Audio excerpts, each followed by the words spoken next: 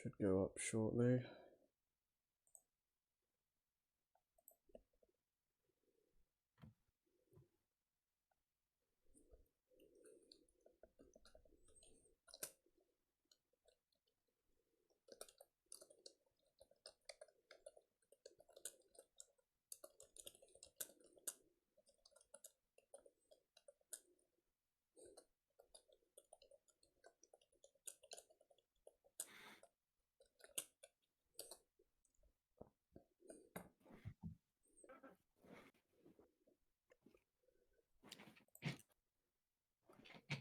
Okay, test. Okay, test. Dang.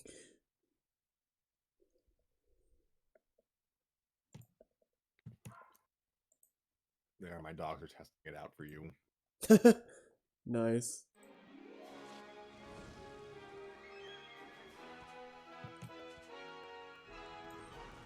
I need to, like, change the audio levels.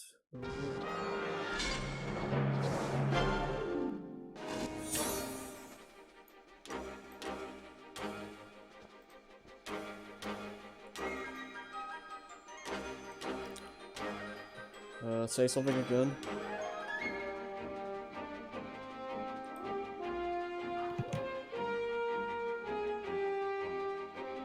When we get in Lloyd. If only.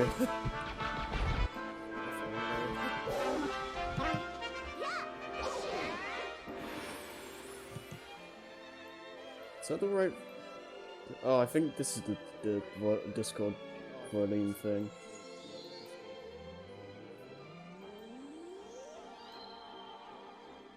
Blah blah.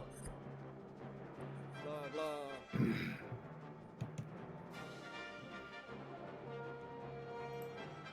Okay, well. So how about that best repeating? How about that best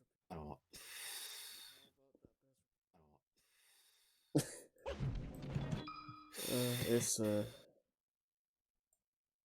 Every time I try to like this game, it just twists another knife in me. Yeah, that sounds about right. It's an interesting game, that Crash 4.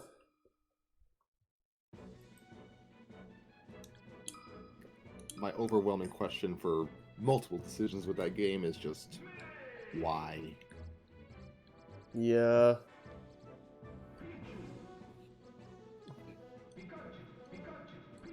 Oh, good.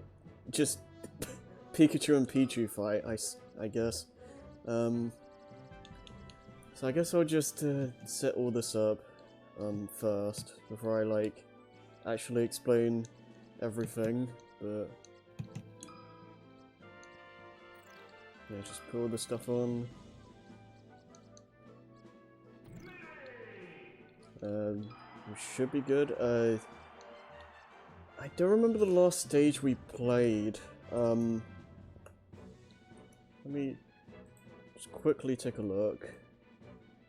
Brinster? Okay, I think it was Brinster. Okay, so we start with on it then.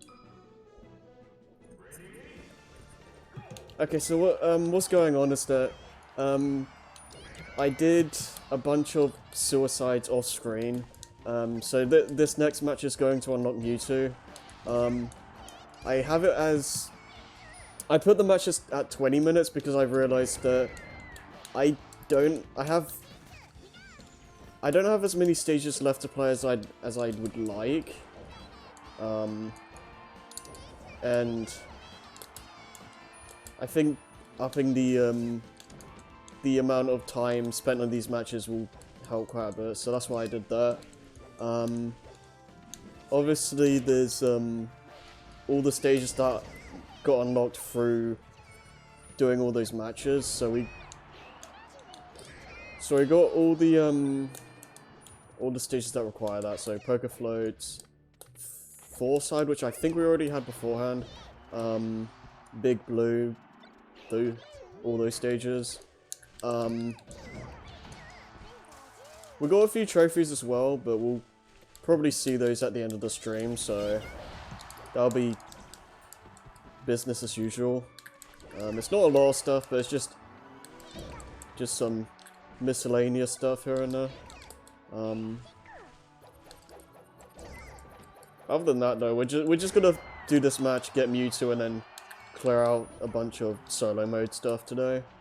If we have time, we'll do more versus matches afterwards, but that really depends how long this takes.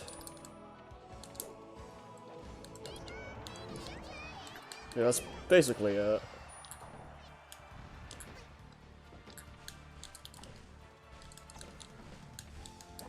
So how are you doing, Scrappy?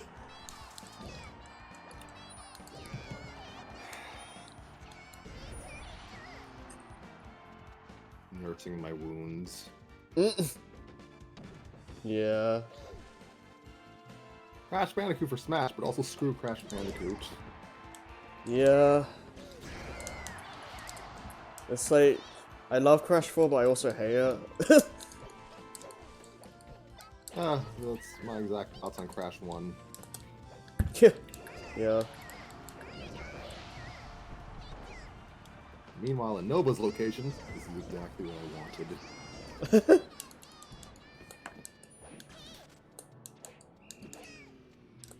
I don't even know what Crash games Nova's played, if any. Like, I don't... Now that I think about it, I don't even know what he plays outside of Pokemon, I guess. Crash 4 is his first, I hope it's not his last. Jeez. I'll say this right now, Crash 4 should definitely not be your first Crash game. Like, that's just asking for trouble. It's asking for trouble regardless. Yeah.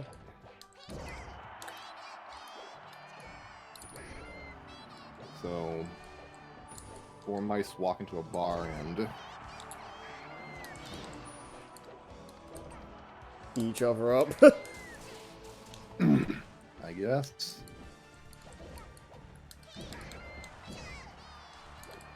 This is the animal violence we were warned about when Pokemon became popular.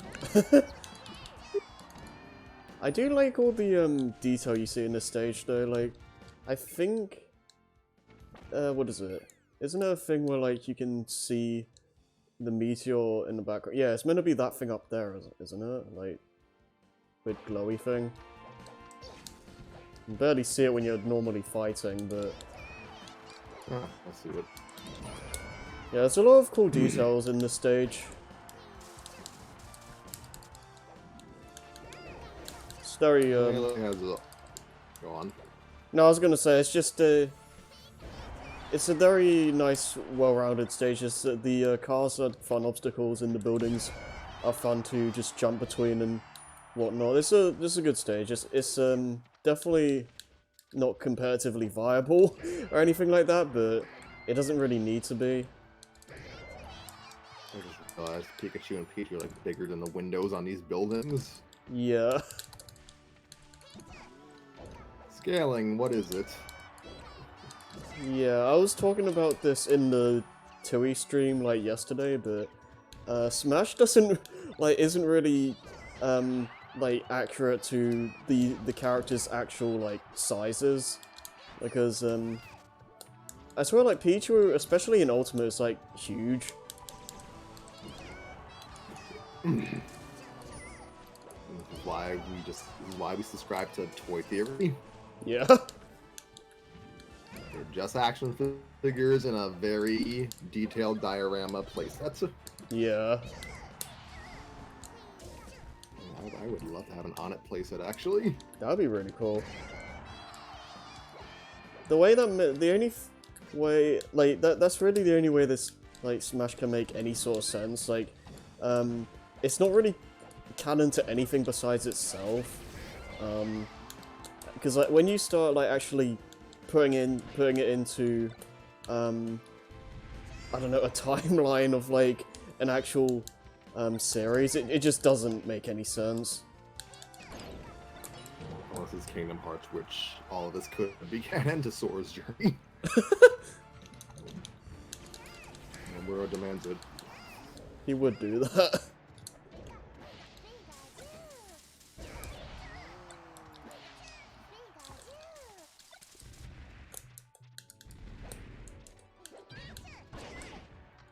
Yeah, I wasn't initially planning on doing this stream like so late into the month, but I cut it a little bit close. I might end up doing 2 streams in February just because I'd prefer to get this game done by March, and I feel like I still have a decent amount of stuff to do, so I don't know if I'll be able to finish everything in like 3 streams, but I'll try. If I had to do an extra stream in February or March, then that's just what happens, but still. Gosh. Pikachu in Ultimate has like the same coloration as Pichu does now in this game. Yeah, it's more like Pichu's is more like light colored, I guess.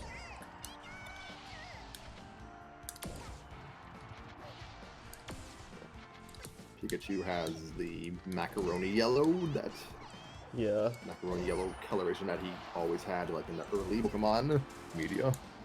Yeah.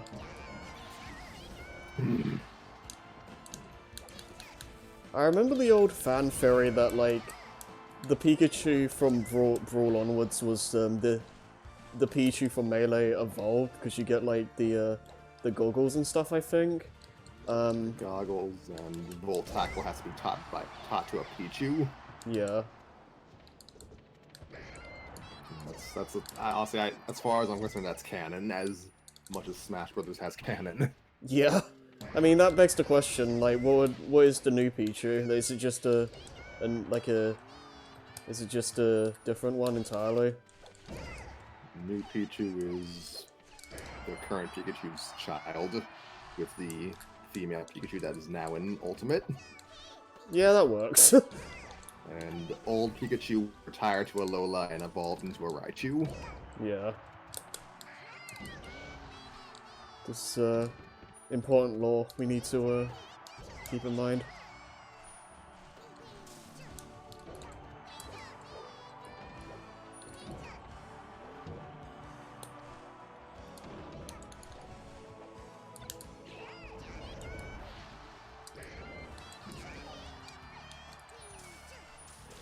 Oh my gosh, Porygon 2, you were like the size of a wolf. Yeah.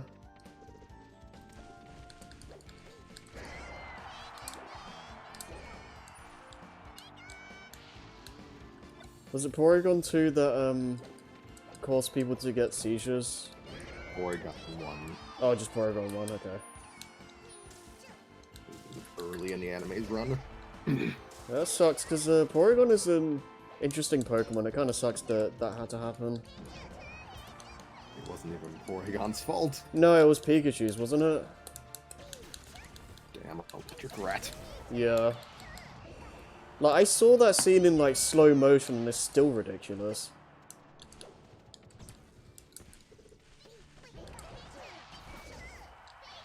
I don't know if the rumor is true, but apparently Japanese television studios kind of altered their effects after that. Hmm. I mean, I could believe it because if you like watch old 90s you watch like old 90s special effects heavy series from Japan, they kind of go nuts with the effects. Yeah.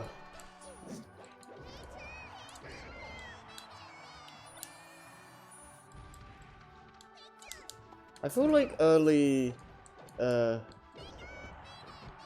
anime and whatnot tend to have a more rough look to them. Like, I don't know how else to call it other than, like, it has, like, a lot of, it's not, like, edgy, but, like... Grain. I guess. You talking about like the actual animation quality, or like just the art style? Just the art style itself. Like, the animation quality is all, like, obviously that's gonna be, like, different from today's age, but just the general, like, art style, like, I feel like there's a lot more, like spiky edges, for lack of a better term. Excuse me. It really depends on the decade. There's definitely a period of, I'm not sure what time period I'd say specifically, but the 90s at large, if you need like a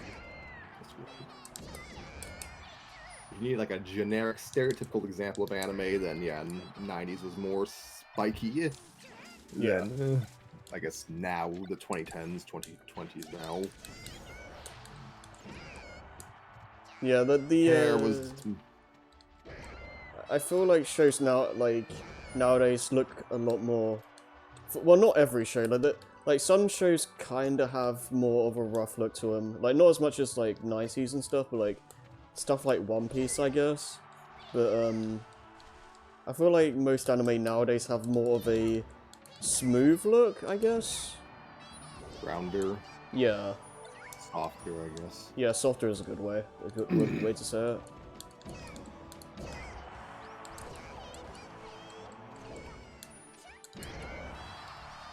'90s hair in general is more anime hair. '90s anime hair was more luminous.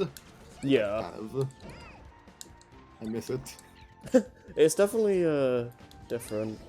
Mr. Gratuitous shiny anime hair. Yeah. It's interesting, like, watching School Rumble, because I do think it is more reminiscent of, like, the old era animation. I mean, obviously it came out, like, a long time ago, so, yeah.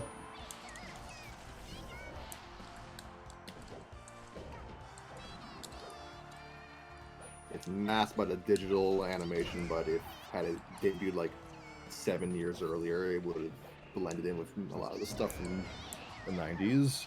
Yeah, I can see that.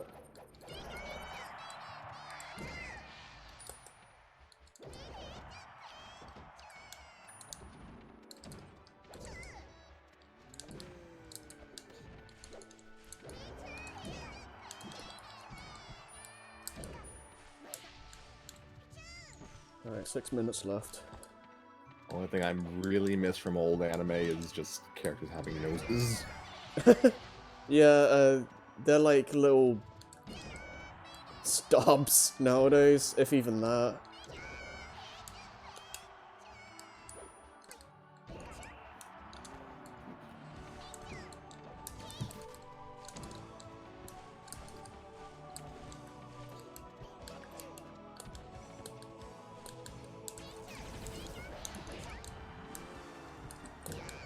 Oh, good.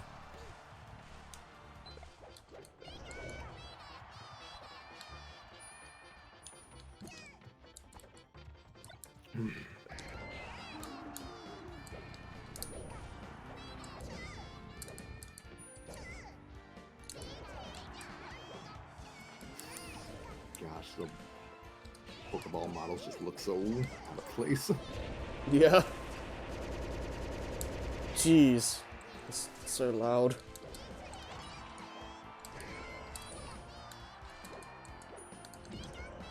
Is Clefairy actually considered for a Pokemon mascot? At one point, I kind of want to live in that timeline. That would have been interesting. I want to see people try and market the boys cartoon with Ash's Clefairy. I want this.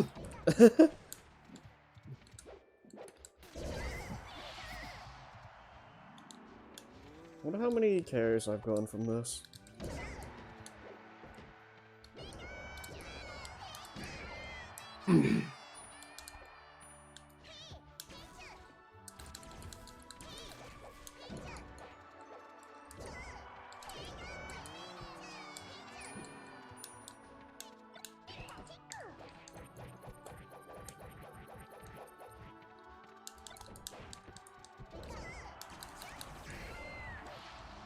They really gutted the Johto Pokemon after this game. Yeah.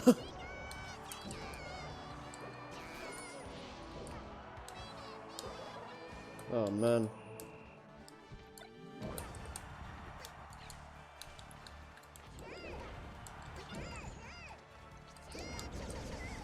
Ah.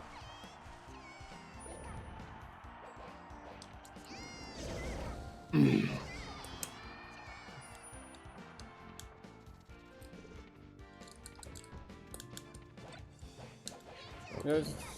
I know they're easier AIs, but these guys are flying at like 30% damage.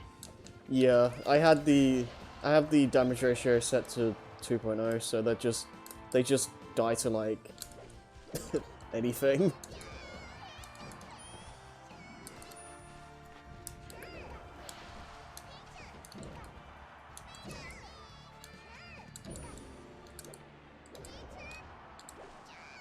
So I didn't realize like until this match I didn't realize Pichu's up air was like a kill move. I mean, I don't know if it's going to be when the damage ratio is set to normal, but I didn't know it did that much knockback.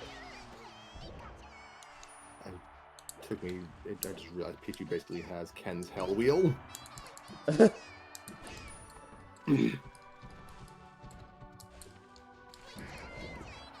I do wonder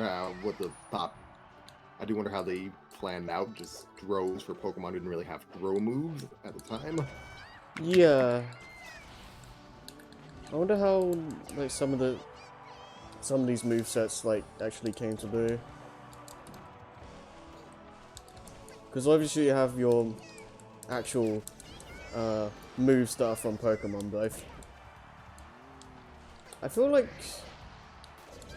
I mean I could be wrong, but I feel like a good chunk of them are also just made up as well. So probably made up. Good deal of Mewtwo stuff comes from the first movie. Yeah. Wasn't the Pichu like self-damaging thing like a thing because of the Pichu brothers or something? Like, as far as I know, Pichu's always been a masochist Pokemon. At least based off of their Pokedex descriptions. I'm not sure if Gold and Silver proper actually had that as a gameplay feature, but it was always implied. Okay.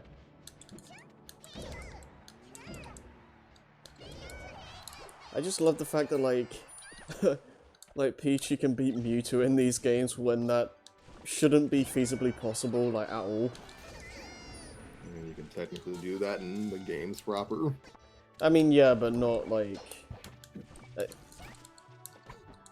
not with like what am I trying to say? Like, you're not really on the same level.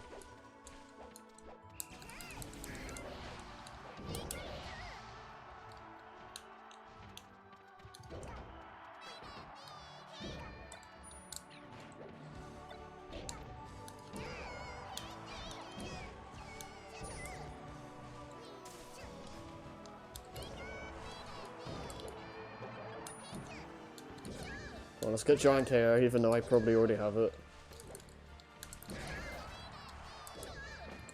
Oh, dang. I disappointed the doggo, no!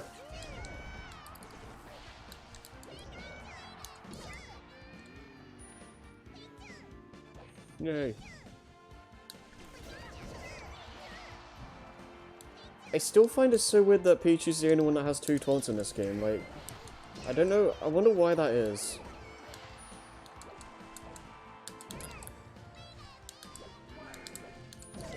Favoritism. Yeah. No, I didn't get those last 2 KOs. That's fine. Okay, now that that's done, 223 KOs, that's not bad. And then... Zomg! He's finally here. That just took, like, such a long time, but here he is, finally. God, I hate the melee announcer. Melee challenger approaching fanfare. This, Melee has, like, a cyberspace aesthetic for some of its stuff, like, mainly the Battlefield and FD, and I guess the fighter unlock screen also represents that, which is definitely an interesting way to go about, like, this series, I don't know. Why is Mewtwo Final Destination? I think it's probably... I think it's more of a case of running out of stages to use for characters. But I don't know. You know, I finally got Mewtwo. So now... I'm going to be going through... I'm going to go through Adventure with him first, because... Game & Watch... what is it? Game & Watch unlocked... No. Doing all of the target tests unlocks Game & Watch. And I want to make sure I have all the other single player stuff cleared out before I get that, so that's why I'm doing this first. I think if you do it, if you do adventure with everyone else or classic with everyone else, that already gets Mr. Game & Watch. I guess we'll find out, but I think you have to clear all the target tests to get him. No, you just have to beat classic with everyone else or adventure with everyone else. Well, I guess we'll find out then.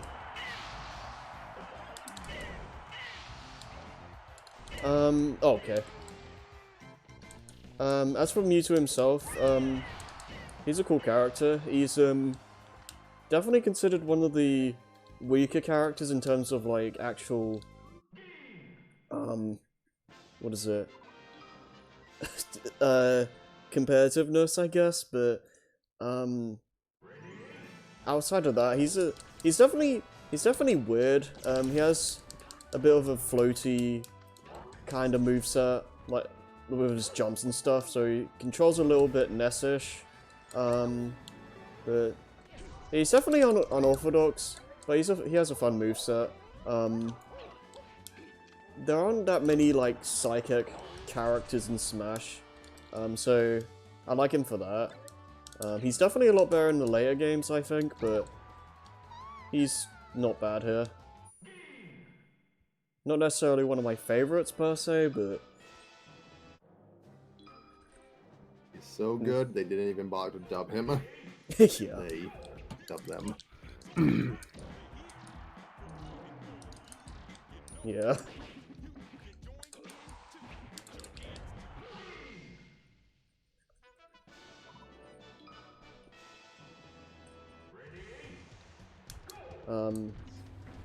I know there's a lot of misconception, like, for Brawl that, like, Lucario, like, to a lot of people Lucario replaced Mewtwo, when that really isn't much of the case at all, because Mewtwo was supposed to be in Brawl as well as Lucario, but he got cut as well as, like, several other characters, assumedly, due to time constraints. So he was supposed to be in the game. It wasn't because of Lucario replacing him, it's just a case of it just didn't work out. And Lucario was like the hot new thing at the time, so...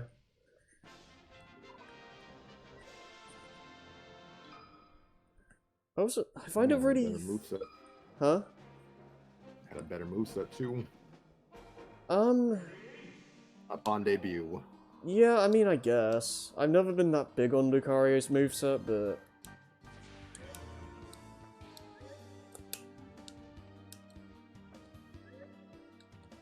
I always find it weird that, like, people, like, say, like... Not even just the fact that, like, Lucario's in the next game and Mewtwo isn't, but... I also find it kind of weird when people call them, like... say, like, Lucario's, like, the same character or whatever, because... outside of the beat, like, neutral beat, like, none of their moves are the same. So I never really understood that. Some people, like me, really only just play characters with their special moves. Yeah. That was a good match. Well, that was short-lived. I've never seen that happen before. I love seeing low-level AIs just kind of, like, just die immediately.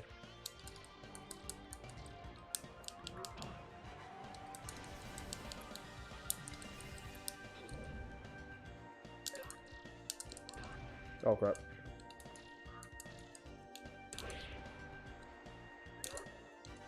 People just saw one character from a franchise being replaced with another character from the same franchise, so they must be clones. Yeah.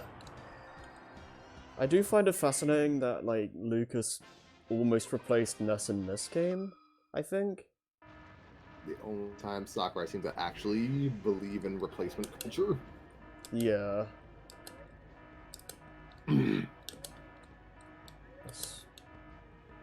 Anyway, I wonder, in a world where Mother Freight wasn't putting development hell, I wonder how different things would have been then. It is weird that he was so willing to just drop Ness like that, seemingly twice. Yeah. Otherwise, Earthbound kind of punches above its weight class in terms of getting stuff. Yeah.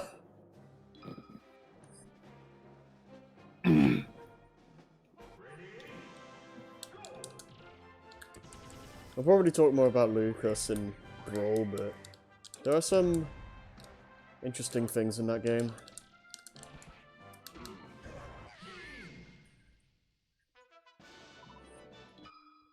I'm gonna try to savor subspace as much as possible because that's probably gonna be the most interesting part of the streams.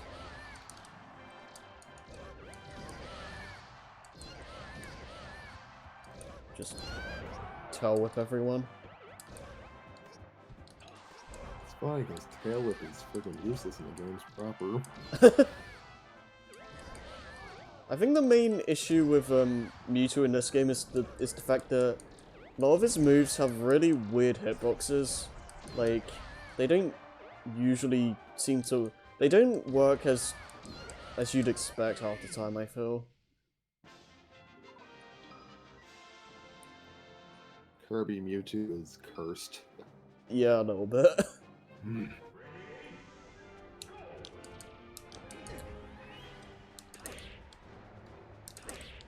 Just do this a few times.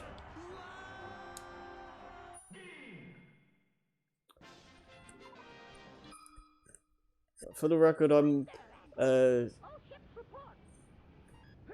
probably not going to be like worrying about any bonuses today. I'm probably just gonna until we get to All-Star. Like, there's a few things there, but in terms of like versus mode stuff, I'm gonna save that for the next stream because otherwise we'll just be here all night. Thank goodness.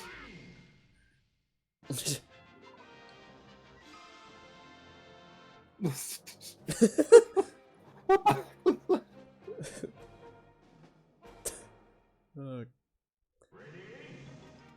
And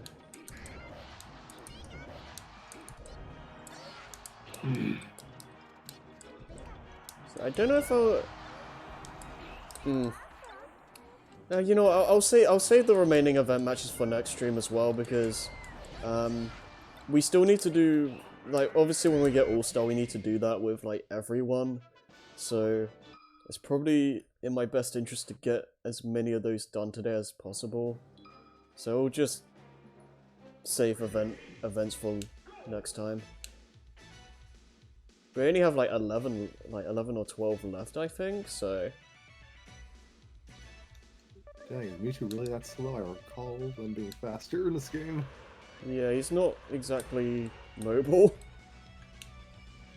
They nerfed the most overpowered Pokemon Yeah. in anime and games. Yeah. He's, like I said earlier, he's much better in Smash 4 and Ultimate. I think at one point he was considered like top tier in Smash 4. I could be wrong about that, but I remember there was like an update patch that like severely buffed him. So that was kind of cool. How apropos to get Lakitu on the racing stage. Yeah.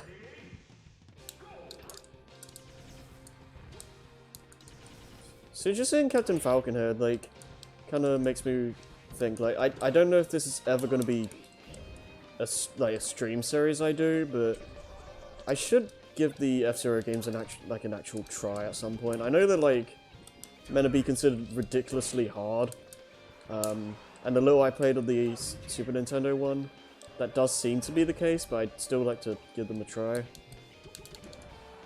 can't possibly be worse than me doing It Bears Repeating.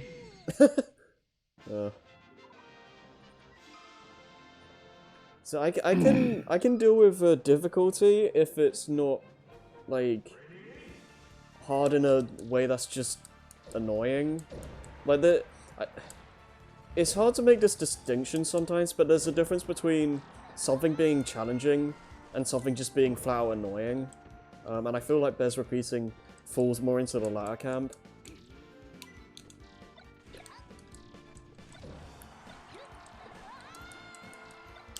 Like, I never want to do that again.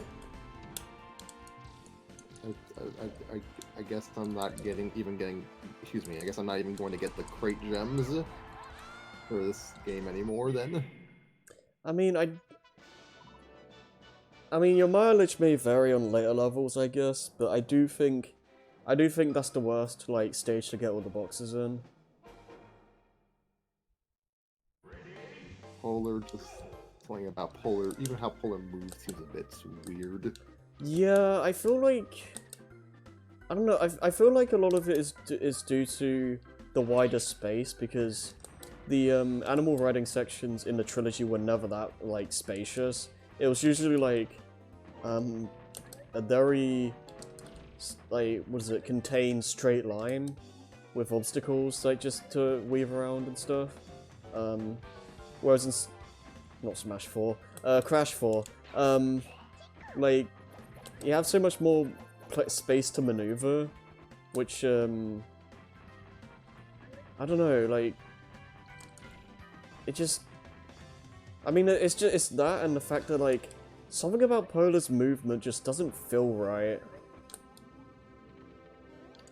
I don't know if that's just me thinking things, but I didn't want to say it because, well, I was getting frustrated seeing that it would just come off as petty. He's not even swinging the hammer down, he's like just thrusting it. Yeah. I have telekinesis and I'm going to use it, dang it. I can't even call that try-hard behavior, that's not even trying. Yeah. Oh man. He's flexing how little he cares. Yeah, pretty much. That's basically just Mewtwo and, like, I don't know about, like Pokemon itself, but in Smash specifically, like, I kind of get that vibe, at least in this game.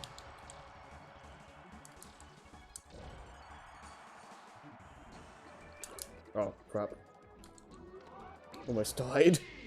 Let's say, no, like, it's three main things with Bears Repeating specifically. Is it bears repeating at this stage. It bears repeating is painful. Yeah, no, it's like Polar's movement feels off. The box hitboxes are like, or like Polar's hitbox rather, is like way too small for its own good. I feel like it's weird because it's not terrible in the originals, but it's definitely pretty precise sometimes. And Insane Trilogy made it a lot easier to hit the boxes. Like the hitbox became massive, and then Crash 4 made it tiny, like even more so than the originals. So that you have like those things mixed together. You have the fact that like the level's wider, and then you have the fact that you had like a full platforming stage before it. So it's just a pain. Yeah, I should. For those who haven't played Crash 4, we should clarify. Poor Mario. We should clarify that yeah, It Bears Repeating is animal riding level, but the animal riding portion is literally like the last, I guess, third of what's already a pretty lengthy on-foot stage. Yeah. The thing is, like, the Polar section is probably around the length of a regular animal riding level in the like the Crash games, but the thing is that you already have like a fairly lengthy platforming stage beforehand, and it just drags on way longer than it needs to. It's like they could have easily separated those stages. And they, again, as per usual, starve you of checkpoints. Yeah. That annoyed me quite a bit.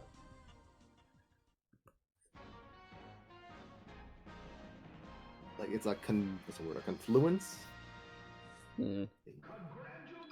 a convergence, I guess, of Oh, it's mitigating okay. factors. The levels Yeah. are difficult. The levels are long. Hi, Mr. Game & Watch.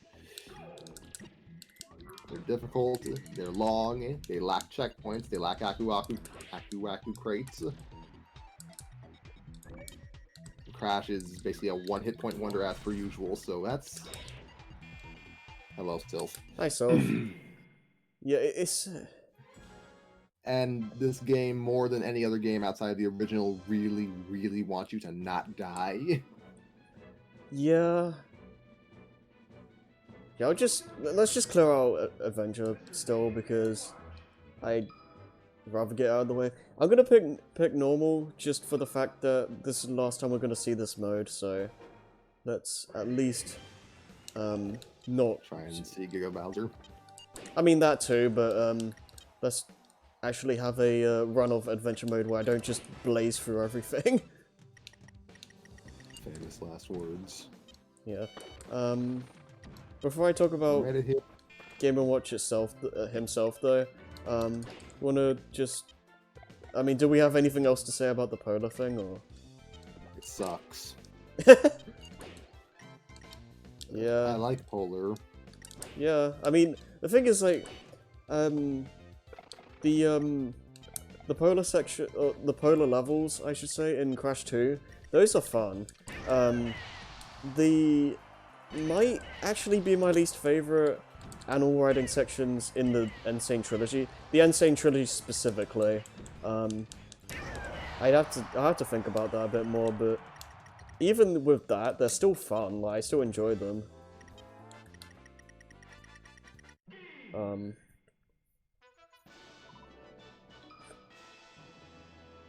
It's just... It's frustrating because, like, the animal riding stages for me are some of my favorite in the trilogy. So just to see them so balked, for lack of a better word, it's just kind of disheartening because, like, those are usually really fun stages. Yeah, it's like how they made the bonus stages fun, turned the bonus stages into fun, from fun diversions into absolute nightmares. Yes, oh, yeah, some of them can be a bit guess much. Vicarious Visions did that first. Yeah, I'm a little bit like... I'm more lenient with, like, the bonus stages because you can die as many times as you want on them, and it doesn't matter. Besides, like, losing masks, I guess. But, yeah. So I wonder what doing all the target tests actually unlocks then, because I swear that does something. Like, it's probably a stage or something, if I had to guess. You get a free certificate from Professor Oak. Okay, so... Yeah, okay. Last thing about Crash before we actually talk about the game you're playing. It just... something about the game just was a bit overcomplicated at points. Yeah, no, I can agree with that. There's a reason why I, like, immediately after I did everything, I just uninstalled the game. Because, like, I don't want to play... Oh man, you uninstalled it? Yeah, I uninstalled Crash 4, like, immediately after I was done, because, for one thing, it frees up a lot of space on my PS4. And I don't want to play that game for a while. So, yeah, I have no reason to keep it on my hard drive.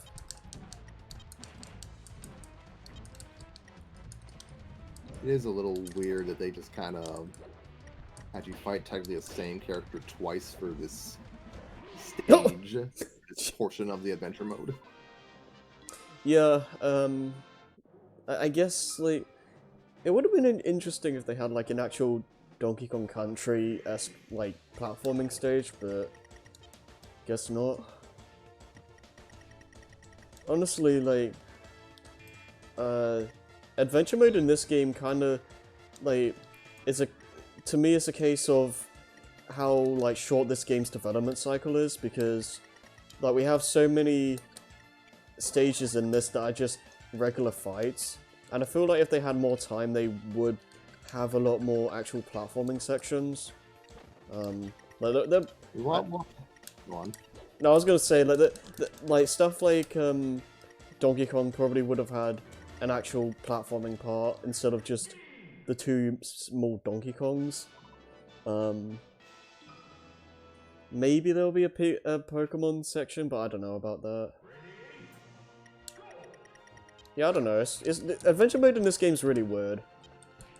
In a different timeline, we would have maybe had Diddy Kong playable, and he would have been in the first section, and then we fight Giant Donkey Kong. Yeah, something like that. I feel like this is just me spitballing, so don't take this as like gospel or anything, but I feel like if say like if there was like another year for Melee to be developed, I feel like we'd probably get characters like King DDD, Wario, I don't know of like any other characters that would have been likely, but those ones come to mind specifically just because of how iconic they are. And they, yeah, I don't know. I forgot you could throw the screw attacks in this game. Oh yeah, that's the only game that... Actually, I don't know if that's in... Were the screw attacks in 64? I think so. I have no idea. Also, Metal Mr. Game Watch has like that same texture as Metal Mario in the old renders. Yeah. I appreciate that. Yeah. Oh yeah, Mr. Game & Watch is a thing in this. Yeah, if we're gonna just go back to the characters now. Game Watch has grown on me over time. Like, he wasn't one of my favorites for a long time, but I've, like, I don't know, over the years I've just spent more time playing him in these games, and he's definitely not a main per se, but he's definitely he's definitely a fun character to play as, in my opinion. He has a really solid moveset overall. Like, a lot of his moves are fairly heavy hitting. I wonder sometimes if I mean, that might be a thing too, Game & Watch being added because it was easier to animate. But also, like, Sakurai loves his weirder picks, so yeah. Mr. Game Watch thing was he was a deliberate surprise character, and the Game & Watch line was both historic for Nintendo and was still technically active through the Gallery series, so it's a kind of, it's not obvious. It wasn't obvious in hindsight, but it makes sense. yeah. I do enjoy, like, the weirder, like, old school picks, like Game & Watch, Rob, Duck Hunt, stuff like that. Like,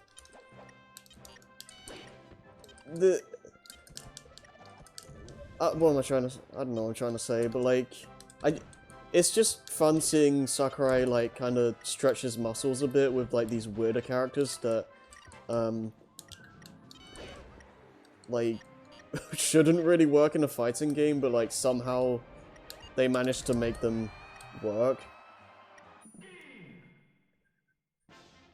Yeah, I wouldn't mind some more out there picks again. And yeah, I know what was it, like Mark Rider is one that people bring up a lot.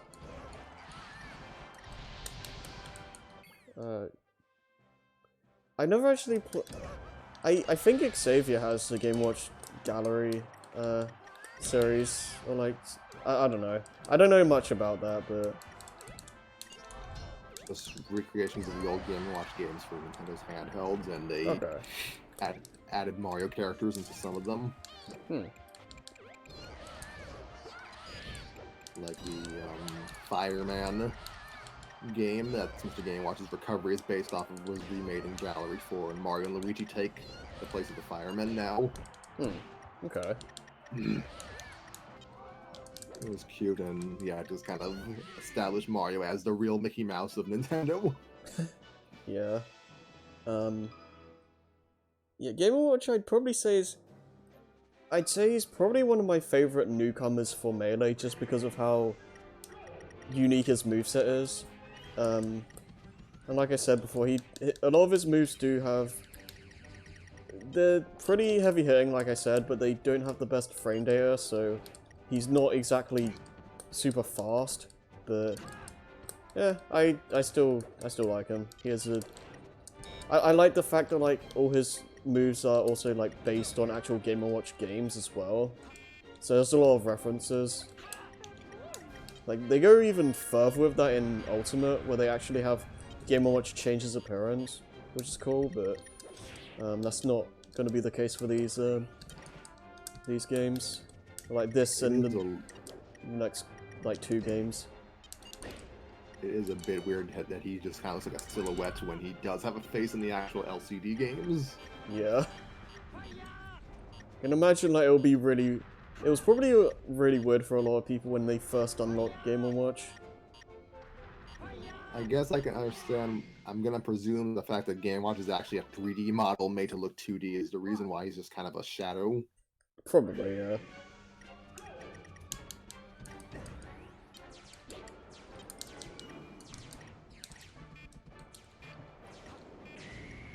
So you can't forget about the you can't forget about the side B that's like yeah, the potential to hit a 9, which is like it's yeah, it's just oh man. There we go.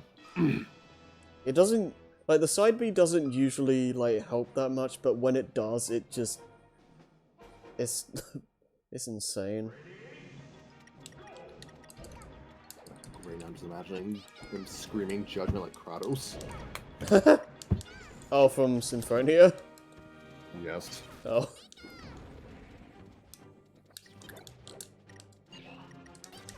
God, do you imagine if like we caught Kratos instead of Lloyd?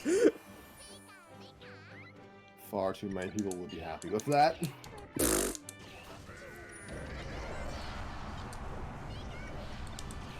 I don't know how I'd feel about that.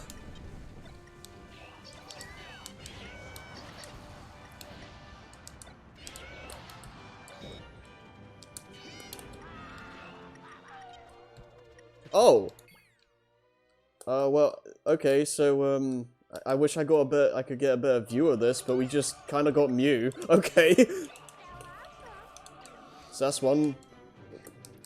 We don't have to worry about that for later. We do still need to find Celebi though, and I think you only get that after you unlock sound test, and that's what getting 5,000 KOs does. So that's why I'm doing that. Yeah, Mew.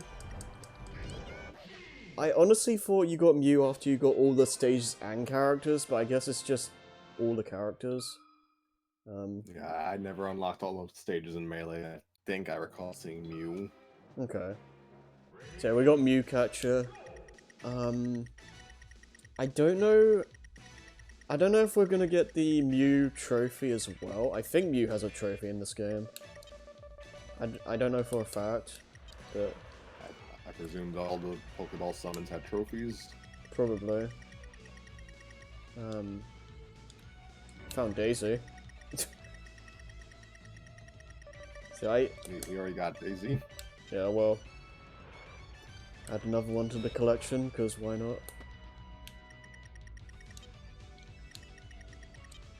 Yeah, I This don't... is literally the darkest Daisy's complexion has ever been in an actual Nintendo game.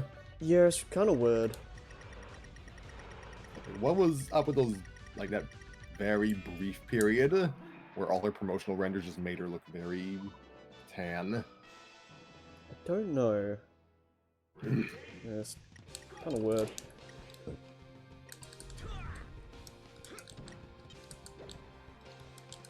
I should also mention... Which one of these?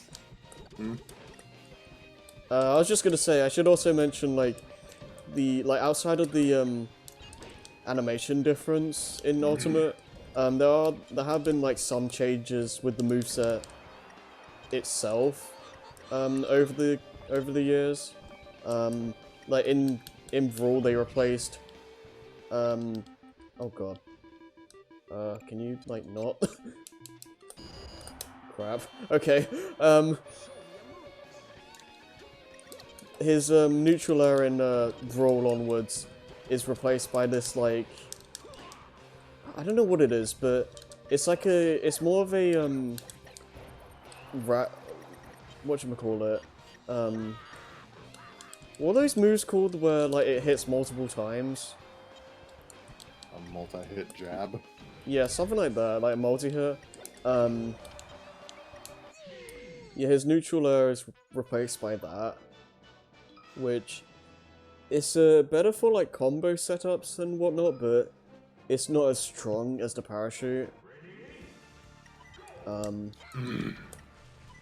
then the only other thing I can think of offhand is the fact that in Ultimate, his forward air is replaced by like just dropping bombs, which makes you play Game & Watch a little bit differently because I'm so used to having the credit card, and I know that's not what that actually is, but I call it that anyway because it just looks like it.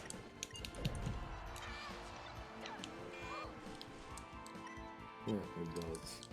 And then there's a minor, well, it's not a minor thing, but it's another change I think from Brawl onwards as well, is that the up B actually sends you like, what, Game & Watch will like actually slowly fall down with the parachute active instead of just falling down normally.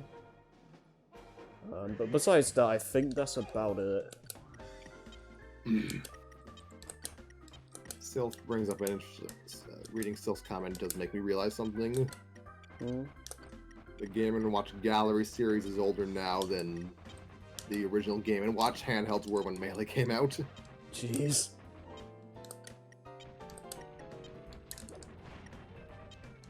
It's kind of nuts. And those games never get referenced in Smash Brothers. Like, Sakurai, they're retro now. Yeah. Oh, since you're here, by the way, Sylph, are both of our audio levels, like, balanced fine enough? Because I was testing that earlier and having a little bit of trouble with that. Do I sound as muffled as I usually sound? Okay. Seem good? Okay, cool.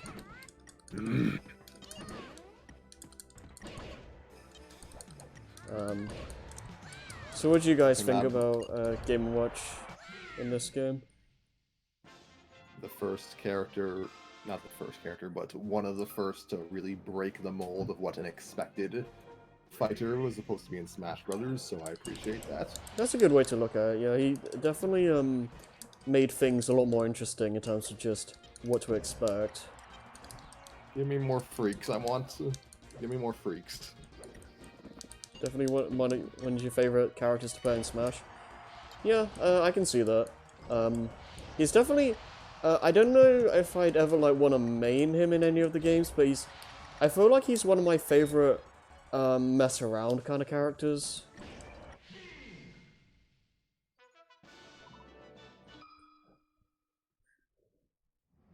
And just do the Metal Bros one more time.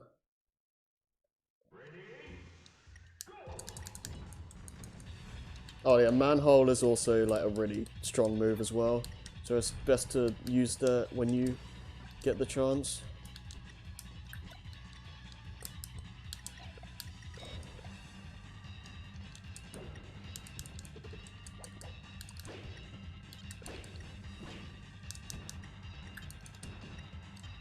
The one glaring weakness that Game & Watch has is the fact that he is a lightweight, so he does die really easily. He's not as light as like Jigglypuff or Pichu, but he's still definitely up there. So that's he definitely has that going against him, so you have to be a bit more careful.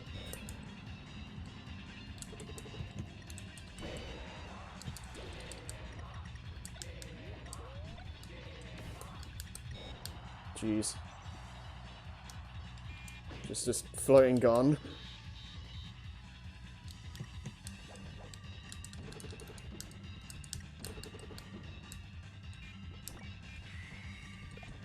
Yeah. There we go.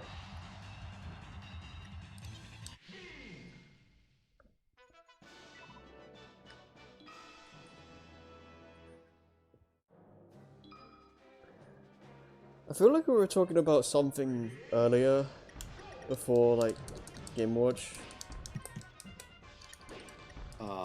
Possible characters if Melee had gotten another year of development time. Oh yeah, yeah, that's like something we just kind of brushed over. Okay, let's just pretend that in this timeline, all the clone characters stick around, even if they were brought on because the development was rushed. Yeah. Alright, also I'm going to pretend that in this timeline, Rare's situation is still foobar, so Diddy Kong is probably off the table. Hmm. So, I don't know. Yeah, Wario and Dedede are probably the front runners. Yeah. I feel like there's probably the most likely. Wasn't there like I know there was like a Smash 2 poll or something or whatever that they're going off of like Source Gaming and whatnot.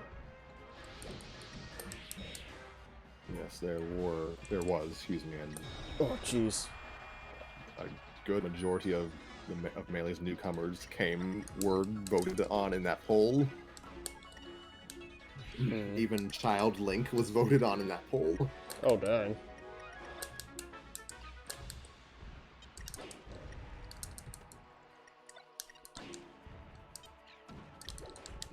He just stepped over the motion sensor bomb. It's not fair. Jeez, I don't like how high that sent me. It doesn't actually matter if I lose this fight, but I prefer... Damn it, okay, fine. It doesn't matter, but that does kind of suck.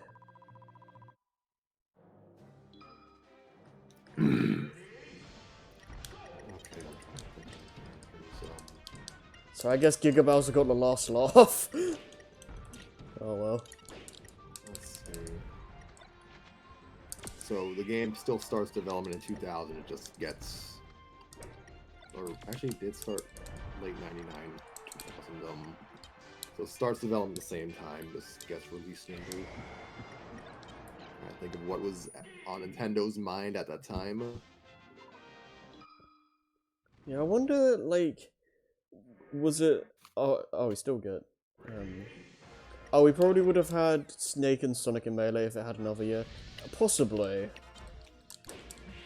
Yeah, I can see that, like, maybe being the case too, because I've heard that, those were both characters that were at least considered.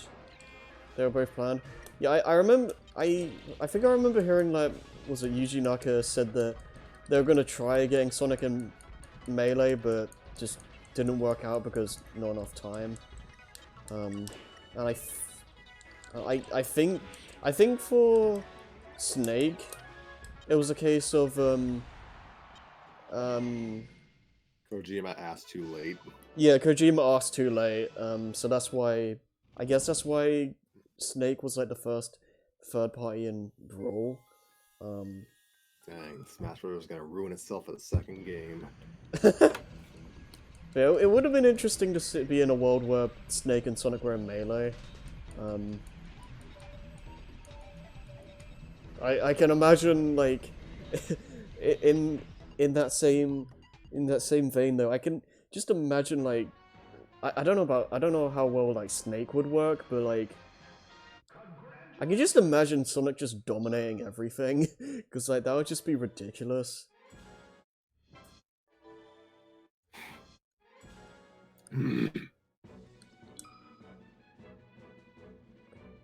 Be fun to watch though.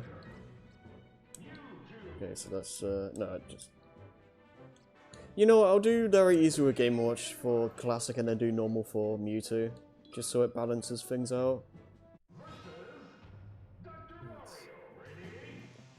Okay. Okay, Okay, I know what we would get if Melee got more development time. A Fire Emblem stage. Oh yeah, that too. Was it? Isn't there like one like in the code somewhere, but like it's just not actually like in the game? I think there's like the name of Marth's continent. I can't pronounce the name. Arcania. Something like Arkham that. Asylum is. Yeah, this seems like the name is in the code, but no stage. Also, Marth and Roy are the only Fire Emblem trophies in this game. Like, Yeah. I wonder how. Like, Roy was obviously last minute. I'm wondering how close to the end Marth was. Yeah, I wonder that too. It's kind of funny how um, like Sakurai, from like the first Smash game and like this one, said that he thought that the game didn't have enough like sword users, and we now exist in a time when some people argue that we have too many, which I mean that's up for debate, but it's kind of funny how that works. We only had one in the first game, and then You have like four in Melee. this? Yeah.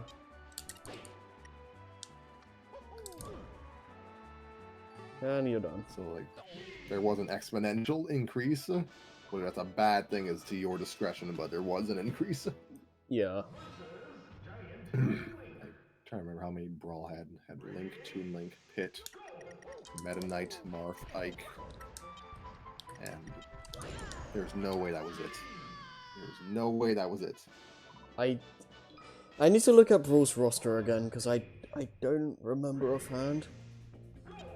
If my count is correct, that's only 6 out of 39, which I feel like it's hilariously quaint. Yeah, I feel like it's more than that. Oh, good. We count going to count the newcomers from Brawl in my head.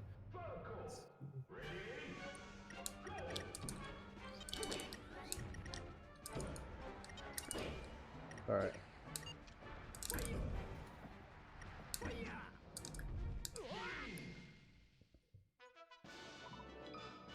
I really like Game & Watch's up and forward smashes as well. They have good. Yeah, excuse me. They have good knockback. Yeah, I counted it 6 out of 39. Dang, I swear it was more than that. Did Smash 4 not like? I think it was Smash 4 more. Just Smash 4. Did they really add that many to Smash 4, or were we just like? I don't know. I'm not even sure if it's a matter of it. I don't know. It may not be. It may not even be a matter of them adding a ton. It just kept a lot of the ones from prior games, so it started to build up. Yeah, I mean, like hearing about the amount in Brawl kind of makes me wonder if it was over exaggerated all this time. Like, I don't know. I mean, there's definitely a good chunk of them still, but Like, trying to think of the. If we're talking specifically about newcomers added, then yes, Smash 3DS and Wii U added a fair deal. Not the majority, but a fair deal. And it was mostly in the back half of the base game's reveals. Oh god, that was close. Jeez, Harry. That was a really, really risky move. Yeah, pretty much milliseconds. I need those coins. I still need to get that Tom Nook trophy. Greninja may be a ninja, but I'm not counting him as a swordie, so... Yeah, yeah. Me, Sword Fighter, was actually the first sword user newcomer revealed for Smash 3DS and Wii U. Right. Good. And then Dark Pit, Lucina, Robin, and Shulk came after, so it was really just backloaded. Okay, that probably has a lot to do with it then. I remember when we first got the trailer for the Mii's, I honestly thought I remember watching that and just thinking, are they like legitimately about to just make Reggie an actual character? That would have been hysterical. I mean, they kinda did, but like, I didn't. For some reason, I didn't have like Mii's on the mind until they actually showed them. I think I had a similar feeling. I think the only real world, there's gonna be no real world person, but the only one I could see Sakurai maybe budging for is like Segata Sanshiro. That'd be hilarious. Oh, we can. I don't know. I don't know if like if it's like this is confirmed to be more of a like it's just a passing thought that happened, but I remember like James Bond was like at least considered at one point. Discussed. Yeah, it was at least like talked about at one point. I don't know if it ever got very far, but just imagining a world of a world where James Bond was actually put into Melee. Can you imagine how different like the Smash landscape would be at that point? It would. I mean, we joke about Smash Bros. Being like Mugen now, and it is, but there's at least some internal consistency.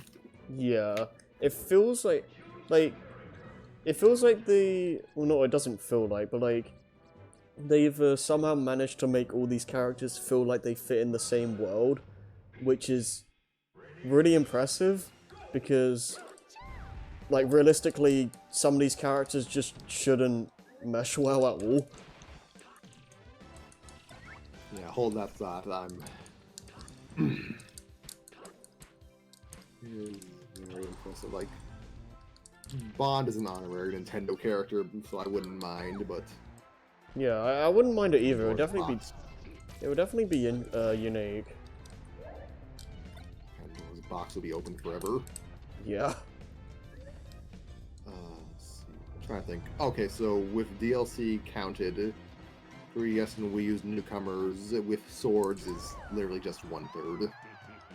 It's just really focused in the back end of the character reveals. That's probably what made people take notice. Possibly, yeah. And then Roy came back as DLC, so that probably accentuated it. Yeah. I guess it's a case of like so many like all these newcomers, especially in a row, are sword users that probably put a sour taste in some people's mouths. I guess we have to have this discussion eventually. Yeah. Some people just hate swordies in general. Like, that's their opinion. It can't be helped. Yeah. But I do think some of it's just overlap with hatred of humanoid characters, hatred of quote-unquote anime, or hatred of Fire Emblem specifically. Yeah. I mean, I do agree the fact that like Fire Emblem could be represented a lot better because like they have a lot of different weapons in those games that still aren't really represented. Like I don't know, like they've got a more unique like in Smash 4 and Ultimate. They've definitely gotten a lot more creative with them, but I feel like it's more of a case of the lords in the games, or like the main characters, tend to use swords. So by nature, and the fact that like Smash loves using main characters, kind of makes it so we end up seeing a lot of like sword users. Stop shielding. Yeah, these guys don't want to die. Oh, damn it! This is a mistake. Fire Emblem is blessed and cursed. Oh, good. As we saw as early as this game, their archetypes are interchangeable enough that you can make easy clones out of them. Yeah. But that means that we get stuck with 4 morphs in Ultimate. Yeah. I'm gonna just die. People thought 3 Star Fox characters was crazy. Okay. I think I just lost like 2 lives to this match. Come on. It is what it is. Jeez. Like I feel kind of bad for the devs, and I feel bad for Fire Emblem fans because even they don't seem entirely happy with what the franchise has. Yeah, not even. Yeah, I've seen like some actual Fire Emblem fans like themselves being kind of miffed. Let's say.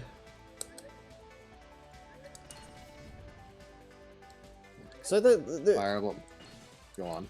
I was just gonna say like, the thing with Smash picking like the main characters is kind of a blessing and a curse because you get the ones that are most iconic, but at the same time you kind of sacrifice what could potentially be a more interesting character pick sometimes.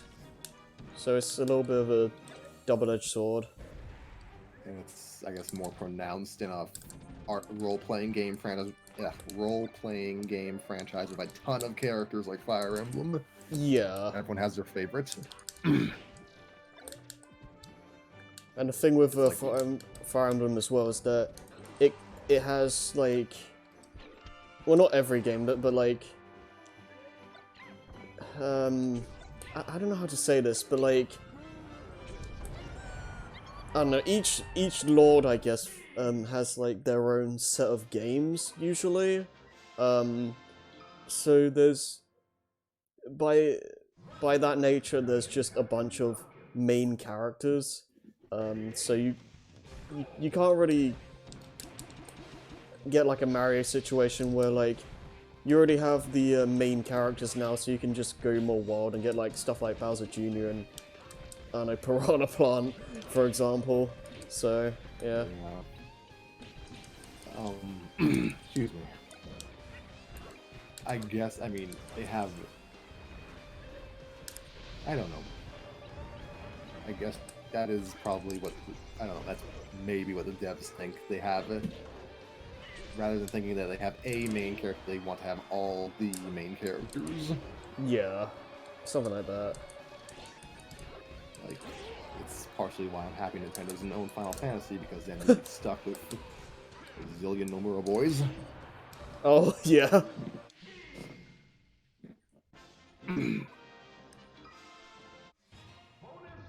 Bonus stage. That's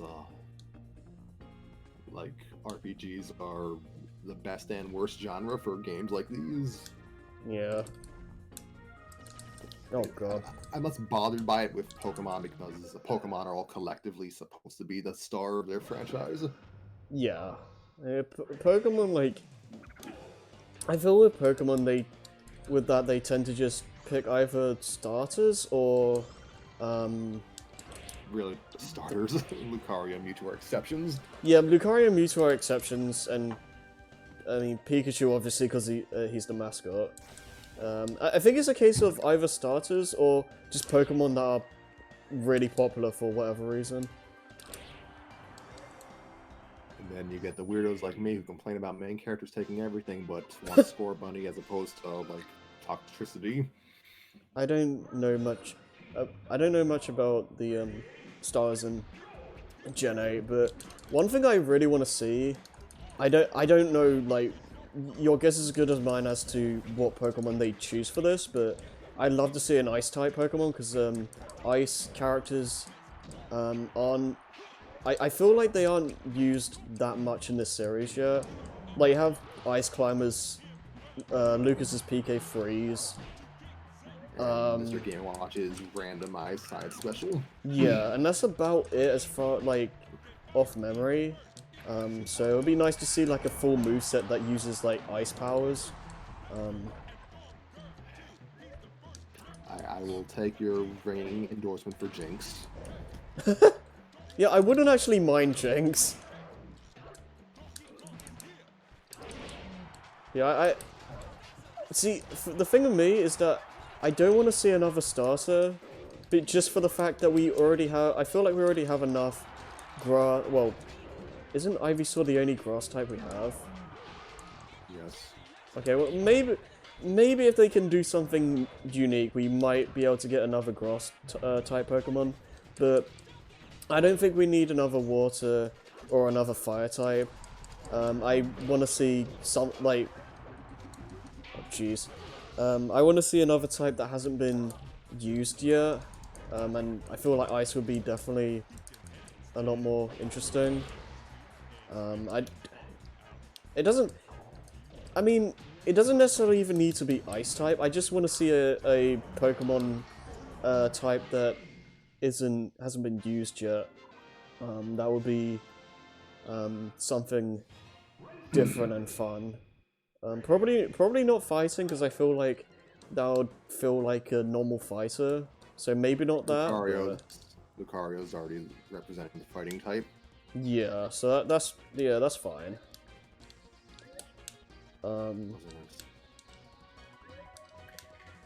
I honestly forget Incineroar is even a fire type in Smash Brothers. Yeah, I'm a little bit more lenient with Incineroar because he's more like he's more of a pro wrestler kind of character rather than like a fire type Pokemon. So I do enjoy that. Yeah, so please enjoy the soccer moveset of Cinderace. Oh, you think I'm joking? I mean, it would be funny. Just if you play as Cinderace, the football item is just 10 times stronger. That's if Cinderace was in Brawl, that's exactly what would happen. Is it just me, or was the football item like weaker in subsequent games? I feel like it doesn't do as much knockback as in Brawl. I have not played Brawl in nearly 8 years, so I wouldn't be able to judge. I guess we'll like find out in like 7 months. Probably. Just put like a random timestamp on it.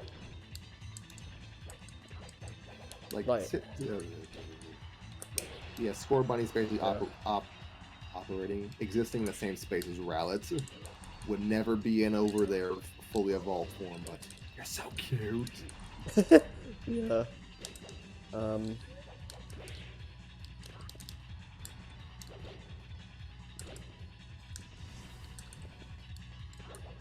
What we can think about like the actual like Pokemon itself after the fact, I guess, but what Pokemon type would you like to see them include if we had to get like another Pokemon? Bug. I wonder how that would work. We have no bugs in Smash Brothers. Dark Samus is like a humanoid version of a space crab. Yeah. I guess it's kind of like a bug, but Ground would be interesting. Yeah, I can see that. that's like one of the ground types I like Nidoking. I was gonna say Dugtrio, but like, I don't really see that working as a playable character. I see that being a summon Pokemon at best. Meanwhile, at Sakurai's office, challenge accepted. I mean, by all means, I'd like to see an attempt to make something work, but ground types. Cubone or Marowak. that'd be cool. Oh wait, I love my beloved Mudkip's water type. My beloved Swampert from Hoenn is part ground type, so that could work. Oh, I just realized we spent too long trying to get to Master Hand, so we just flat out don't get Crazy Hand. That's kind of amazing. Ah, try to reflect. Let's see other ground types. Golem maybe. Well, I can only remember the Gen 1 ground types off the top of my head. No. Very big, but Torterra.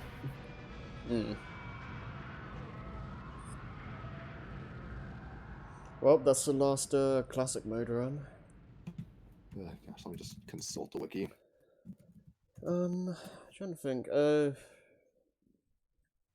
I mean, maybe Sandshrew, but I feel like that might be a little bit basic.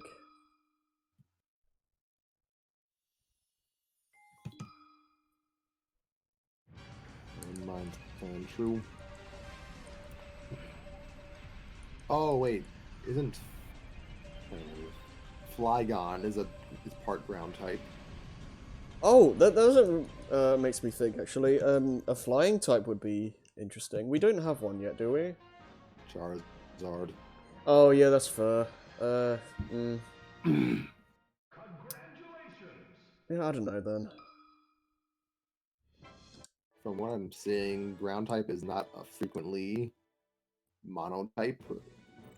Like, you don't see many single ground type Pokemon. They're usually paired up with another type. Yeah. Okay, so oof. You can need a green on ground, I think. Yeah, I believe that's correct. Yeah. Can you check the combined time I need for target test? Because we need to get like a combined time to unlock like 3 separate things. Well, let's restart. Flygon. You get a ground and a dragon type.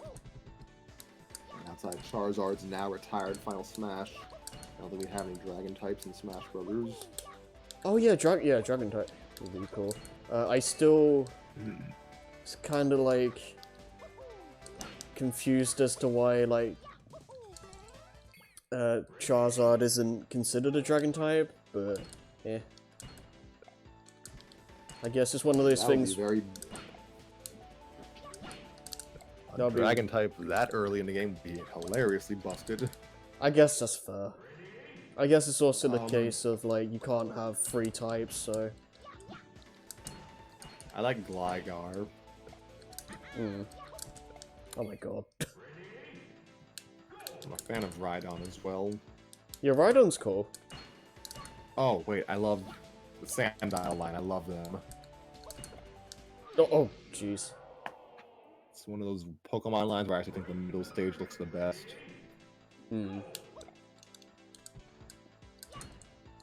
Rock. Combined time of 12 minutes and 30 seconds. Okay. I think my love for Krokorok just comes from the anime, because Ash's Krokorok always wore like these cheap-looking shades.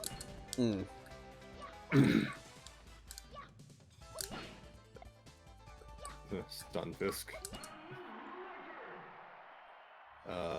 Dreamland, long on target. Golurk would be interesting, because you have ground and a ghost type. Okay, I think the last I think the last trophy I need to get from target test now is the sheriff, which is the time I need that Sylph just pointed out. Would you like Quagsire? Yeah, sheriff. Quagsire. I've never been great at target tests, so this might be an issue.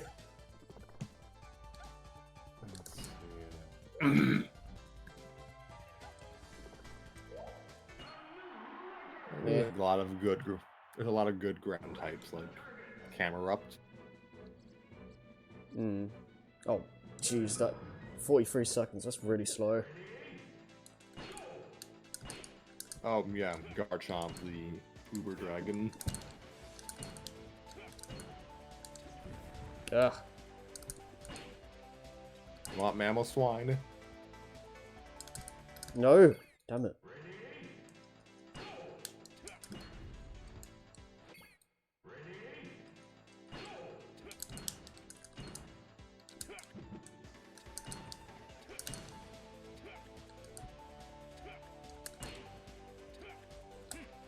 Yeah. This stage is weird.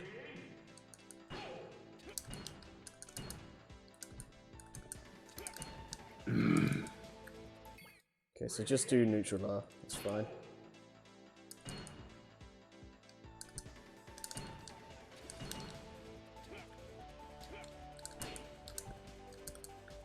Yeah, just do the let's do the crotch rocket. It's gonna work.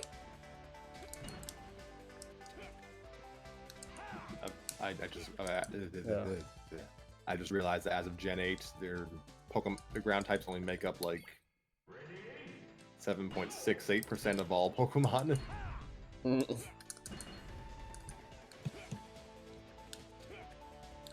I already said Sunfist Sylph. Ah, it's annoying. There's good ground types. There just aren't that many of them in total. Why can't I hit this target? There we go.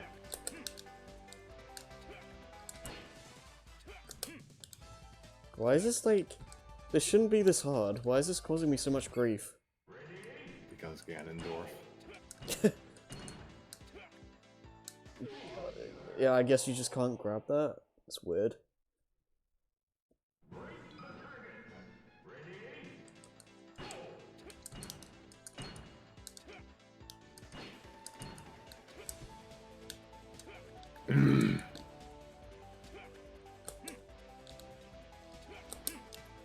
Ugh, come on.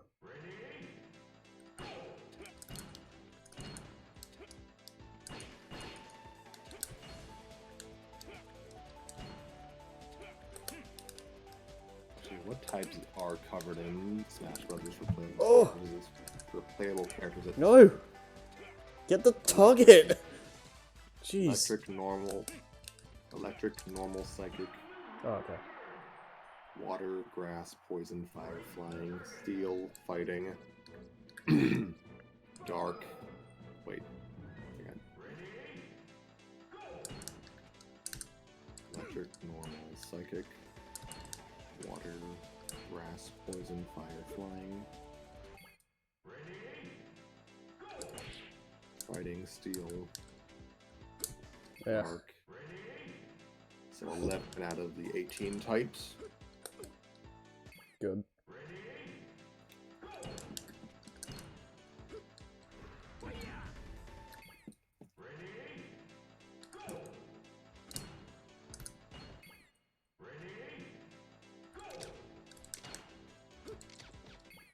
That might actually help. Let me look up a list of ice types. You wanna hit the target?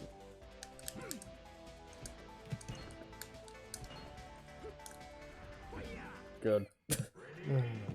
My throat is scorched.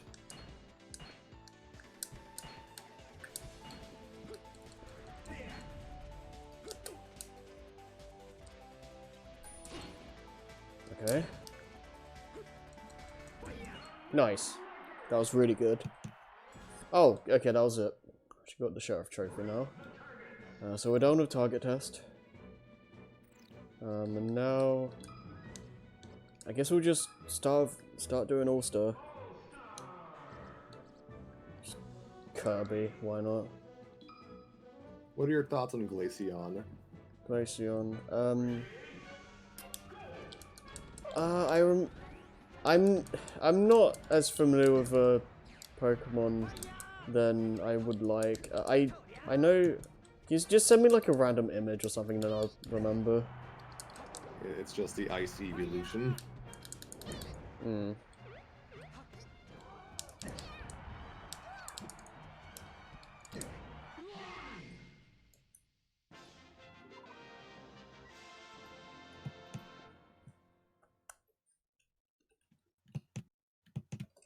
Glaceon.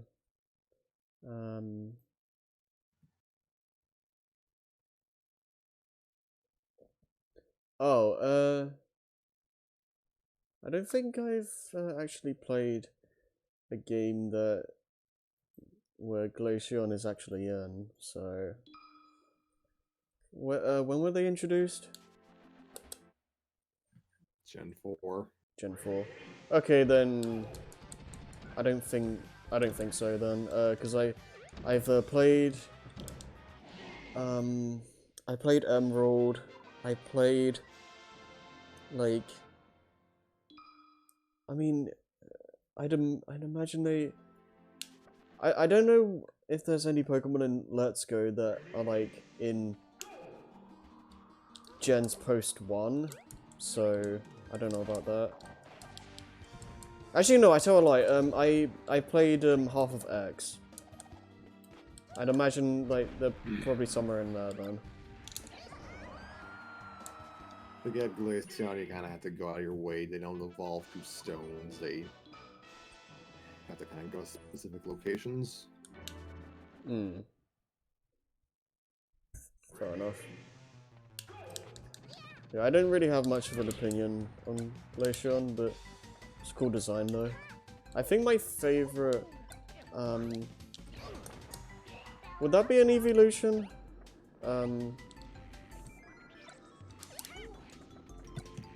But I feel so stupid right now because I don't know these things, but... Glaceon is an evolution, yes. Okay. I think, in terms of evolutions, I think... what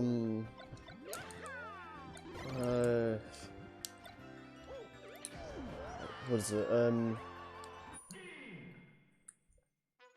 What do you like Espeon the most? I'm not sure. Is Sylveon the ice type? No, Glaceon is the ice type. Okay, I'm trying to think. Sylveon is the black and yellow one. Okay. I'd have to take a look at all of them. Oh wait, no. Sylveon is the white, blue, and pink one. Umbreon is the black and yellow one. Oh, okay. Well, yeah, I'm... yeah, I don't know. I do like... Jolteon's cool. Yeah. We're experts. Clearly. Like, it's clear that I'm not, like, a massive Pokemon fan, because I don't know a lot of these things off memory, off memory. What are your thoughts on Spiel? Who?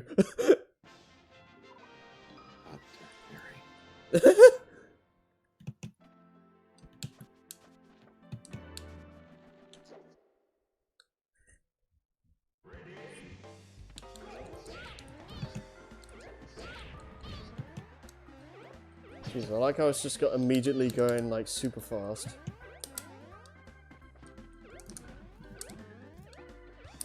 This is what Spiel looks like. And this,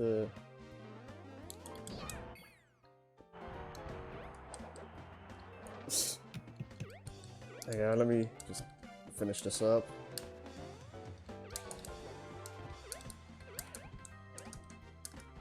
Come on, just kill.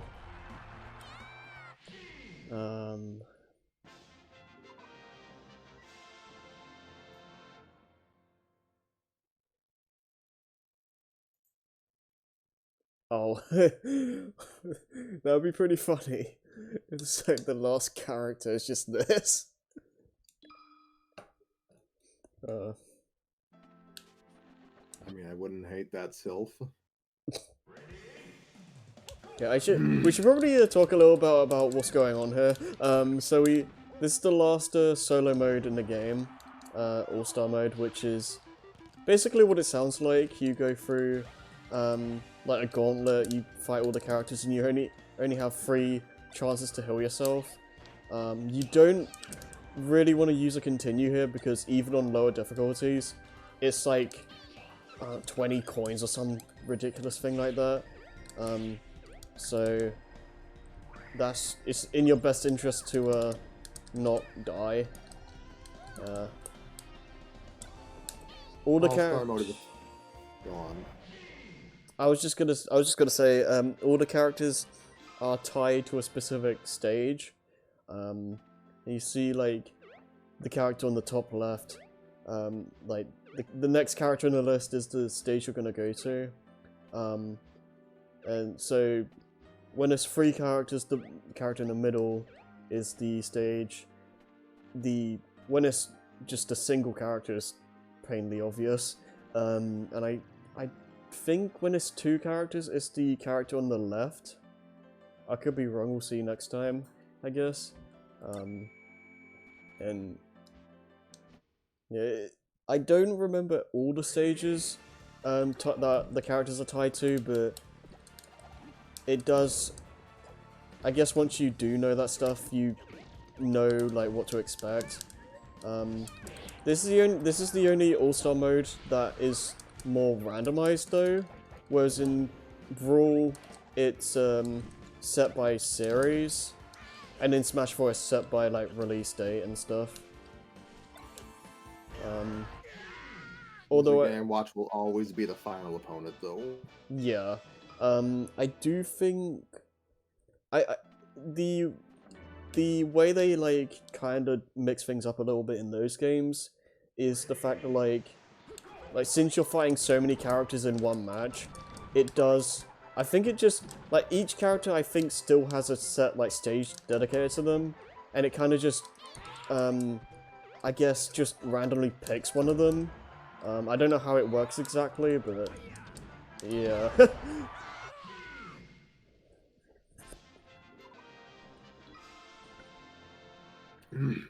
Wasn't even aware the characters in All-Star actually changed their alts. Oh yeah, that's a thing too. I think the only other thing to really make mention of is there is another bonus in this mode. I think it's called like Melee Master or something like that, where you just go through All-Star mode without touching a single heart container. I was trying to do that with Kirby, but I don't think it's gonna work, so I'll just do it with one of my better characters. But that's pretty much it. The only other thing I can think of to say, I'm not even gonna chance jumping over there because I feel like I'm just gonna fall. Is the mode ends with a Game & Watch Horde fight, which is, I mean, it's different. So we'll just have to do this like 25 times and then we'll be good. This might take a bit. We'll get through as many of these runs as possible today.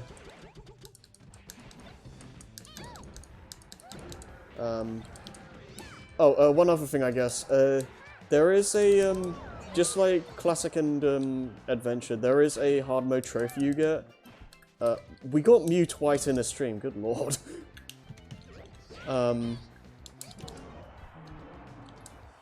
Yeah, there is a hard mode trophy. I don't remember what it is, but we're gonna have to do that at some point. I feel like I'll probably save that for like the last thing I do for Melee, because I feel like, I mean, it'll be a decent way to end, I guess, and also you don't have to do it without dying. Obviously you're gonna have to use the continues, and that costs a lot of coins, but you can continue as many times as you want and you'll still get the trophy. I don't know why that's not the case with the Classic and Adventure mode stuff, but it is what it is.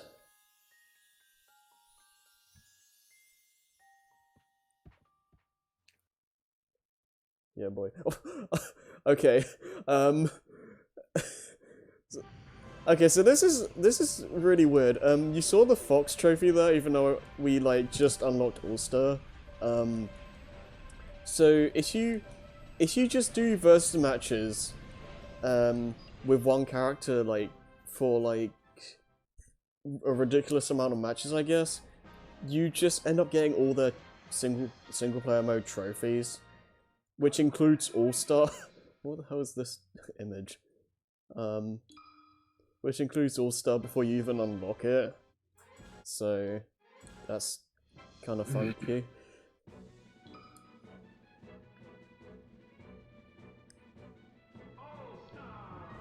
Let's do Ice Climbers.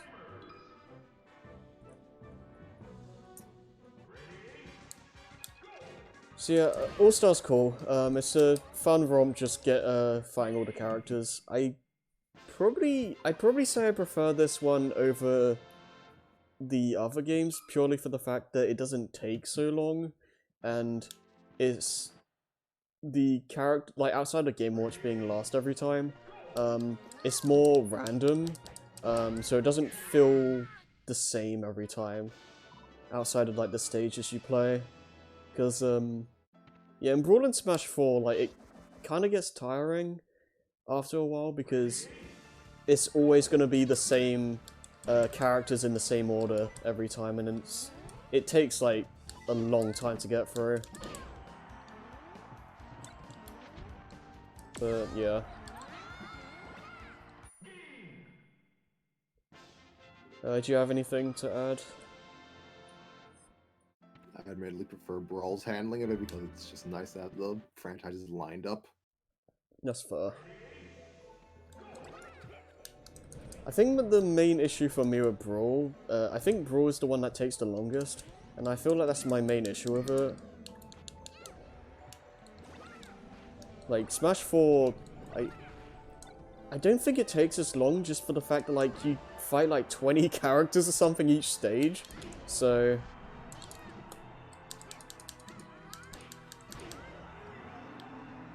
yeah, I don't know.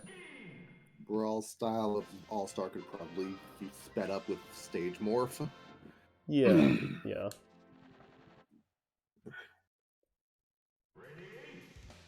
I feel like, since Ultimate has, like, oh god, a ridiculous amount of characters, I feel like a better way to do All-Star from this point on would honestly just make it, just rehaul it entirely, where you just go through, like, a Great Maze kind of map, and you just go through, like, all these doors that send you to, like, character battles. I swear each character in Smash 4 has like sub-level 1 AI. Yeah, they die really easily too. I feel like it's just a byproduct of having like so many characters in one match, because I feel like if they were all like really difficult AI, it would just get absurdly unfair.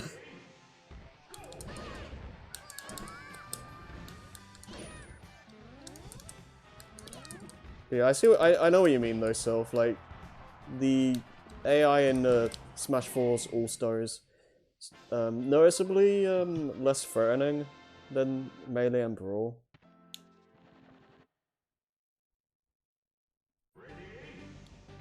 But yeah. Also, Pichu just has Foresight as his stage. I'm assuming Pichu's a he, but I don't know. It could be either way. Excuse me.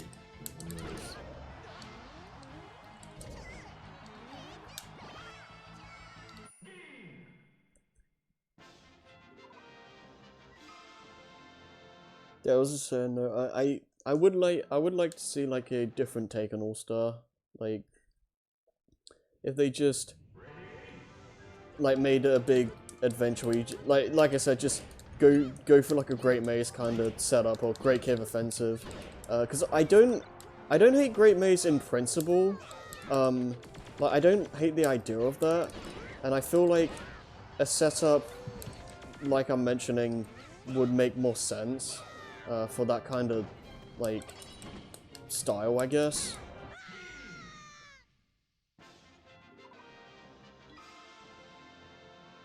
Because the problem with the Great Maze in Brawl is the fact that it feels like... I mean, it doesn't feel like it. It's just a bunch of padding. And... it's like... it makes you just want it to end, basically. Whereas I feel like if that was just a separate mode instead, it wouldn't be nearly as bad. I don't know, though. That's just how I feel.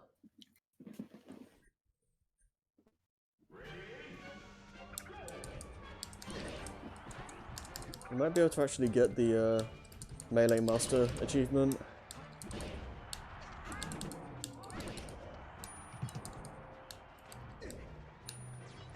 Do you have anything to say about All-Star mode?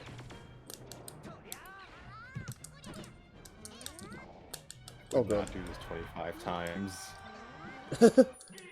Oh god, we're gonna have to do it like 39 or something in Brawl. Yeah, but I had co-op for that. You don't. Yeah. Why is the balloon's mouth moving? It's disturbing. I don't know. But one thing I don't like in Brawl as well is the fact that, like, transformation characters, you have to do them, you have to clear Classic, and in some cases All-Star, with, like, both, or, like, all forms of the character, instead of just getting both trophies like you do in this game, which is kind of annoying, because that means you have to beat Classic with Pokemon Trainer 3 separate times. Joys of co-op. Yeah. And Final Smasher, what was it? With All-Star mode, you have to do Zelda and Sheik separately, and I think you have to do both versions of Samus. Essentially, if there's like a separate Final Smash for the transformation character, you have to do All-Star twice. Oh crap! I probably should have looked to see if I got the bonus, but I should have gotten it.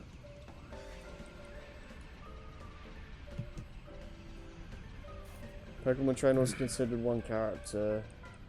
Well, I mean, Pokemon Trainer specifically was like considered one character, but you need to, what is it? You need to beat Classic with Squirtle, Ivysaur, and Charizard separately, because you only get the trophy with the Pokemon you finish with.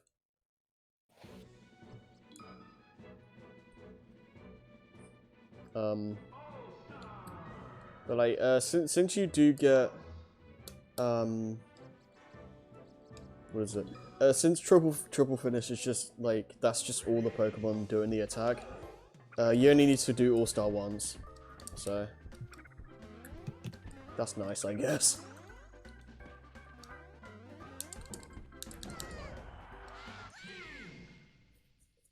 So just so I know what I'm looking for, I'm gonna get out my bonus list just to see what the All-Star ones are.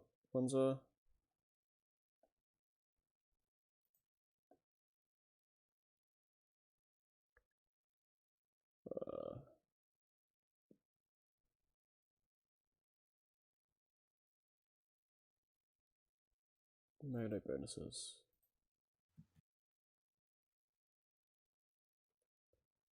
Oh, okay. I know what you're thinking, Soph, because it doesn't actually show you until you actually go into the trophy list. Like when you finish classic mode in Brawl with Pokemon Trainer, you just see the trainer himself, or no, it would just be himself in that game. You only see okay. But you only see Pokemon Trainer himself fall down into the trophy thing. You have to like actually look in the trophy gallery to actually see the Pokemon itself, which is a little bit weird, but let's see. Okay, I can get rid of Mew Catcher.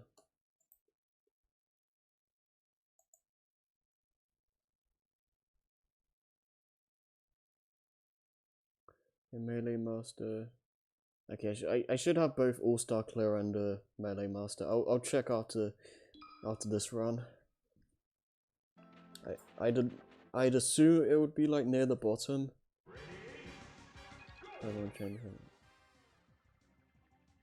Yeah, I don't get that. Yeah, I don't get that either. Like, it's really weird.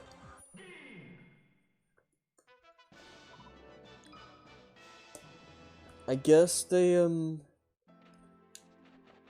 yeah, I don't know. I don't really have much of a like a excuse for that. Like,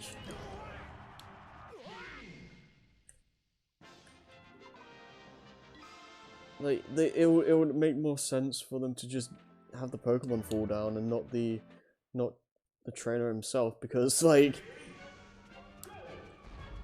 like I don't know. It's not really a major part. Like outside of like sending the Pokemon out, he just stands there.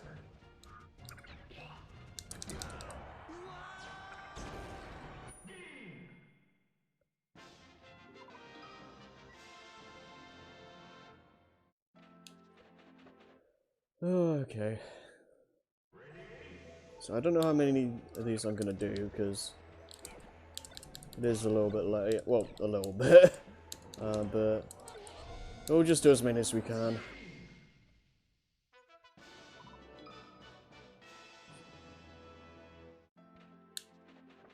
I'm probably gonna end up having to grind coins at this point, because I only have like... I don't think I'm even at 700, and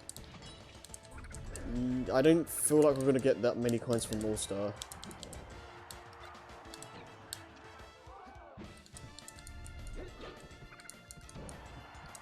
So yeah, next time we'll, I feel like I should prioritize just finishing up the rest of the bonuses, because the remaining ones are just... have been taunting me for a long time, and I should just get them out of the way. And then after that we'll just... I guess do more All-Star, finish up the remaining event matches, and go from there, I guess.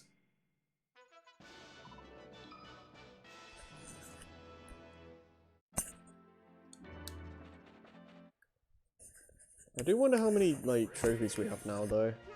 We should have, like, a good chunk at least. I hope... it would be nice if we're, like, in the 200s now. I don't know if we are, but it would be nice.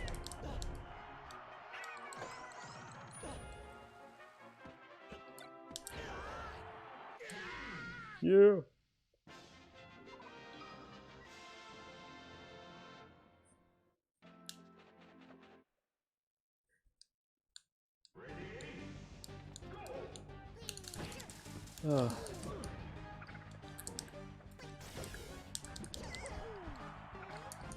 I should probably... it's like...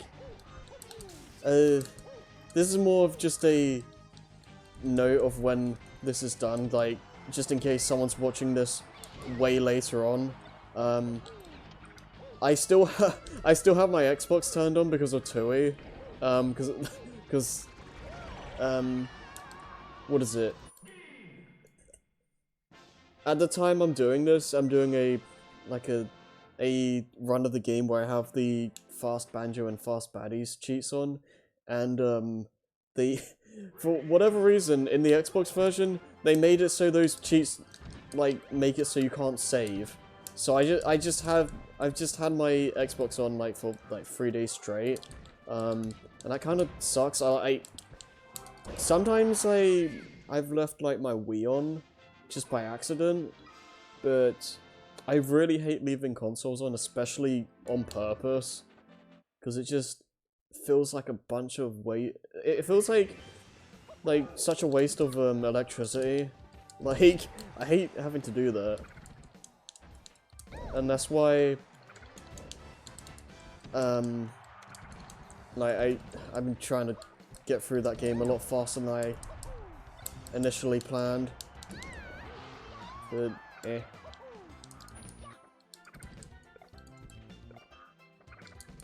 It's just a note of, like, when this has been, like, being streamed.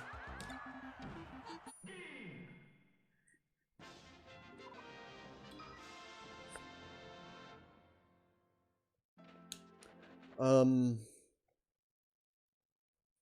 not really sure. I have been thinking about, like, what to do next, after I finish TUI in, like, a couple days, so I don't know, I don't know if I want to immediately start, like, a new thing.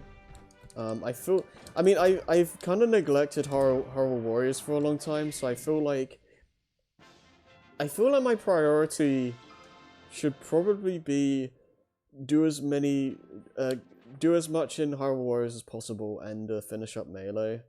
And maybe, like, in the middle of that I could start, like, I don't know, DKC2. Actually, no, I guess that is a thing. Okay, yeah, forget what I was gonna say then. I was gonna say, like, maybe I could start DKC Returns hard mode, in the middle of that, but, scratch that.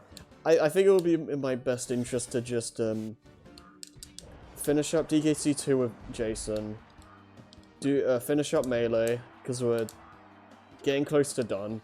We just need to do All-Star, the bonuses, 5,000 KOs, and a couple other miscellaneous things.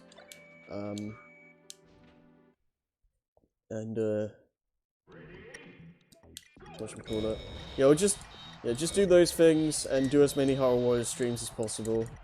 Well, not like overkill, but more than I have been doing. Like, I haven't streamed that game in a while. Yeah. I feel like that should keep me busy for the until like March when I actually finish this game, and then I'll start doing new stuff. That should work fine enough, I think.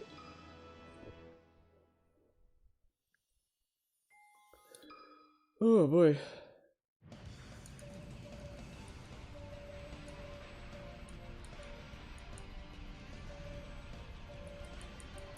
I gotta be honest, I keep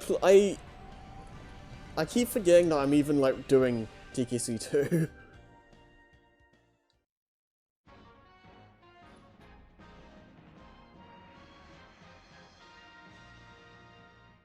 Congratulations! Yeah, boy. Over 200 trophies, nice. Okay, so I'm gonna check.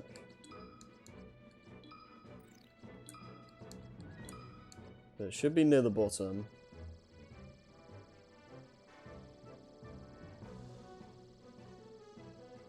Look how many there are! Yeah. All-Star Clear, Melee Master. Okay, cool. No need to worry about those.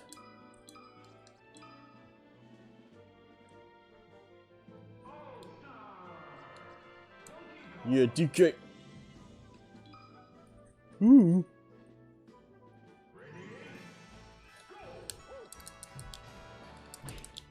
Yeah, clap your hands.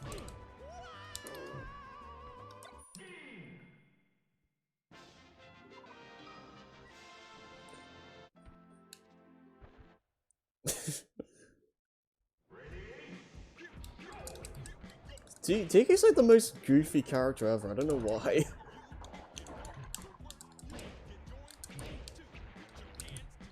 We need Lanky Kong. But it's important.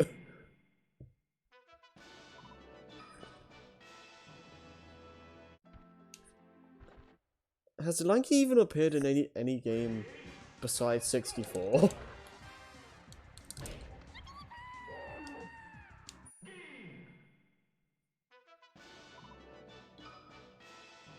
And then DK said. That's amazing. This is dumb DK sounds. What possessed you to make that, by the way? It's just like a random idea that just popped into your head one day.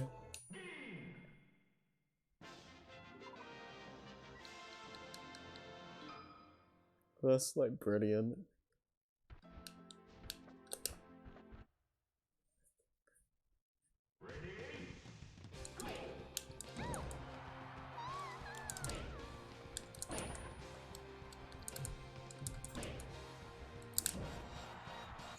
Yeah.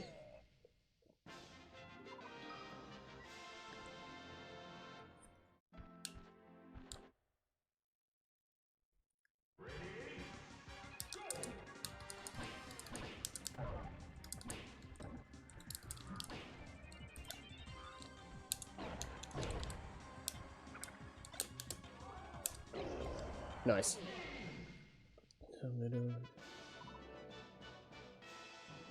Oh, okay. That's fair.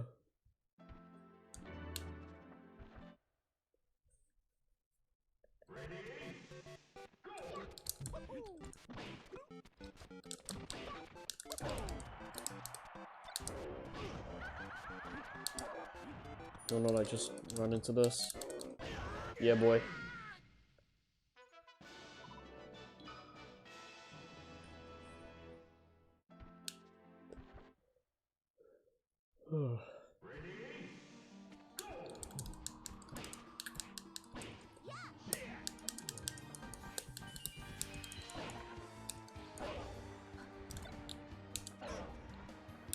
Can't believe this. I mean, I can't say I'm surprised, but this game has taken like a full year to finish. I want to say. Obviously, that's mainly because I've been doing this like once a month, but yeah, the fact that I've had a series go on for like a whole year is kind of nuts. You wanna like die?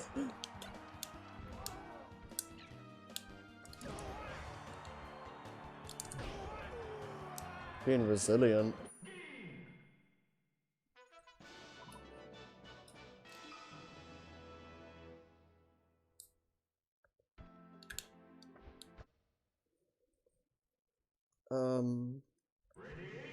Have you said anything about what you think about All-Star mode, so like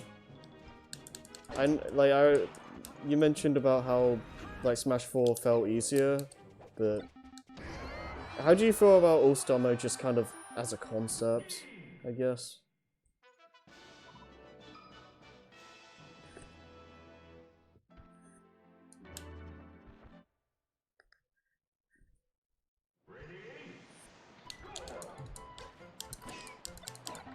Oh, good. This is great.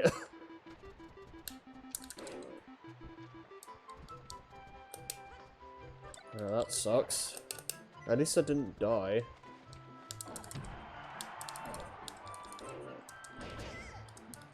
Yep. Oh! Youngling got destroyed.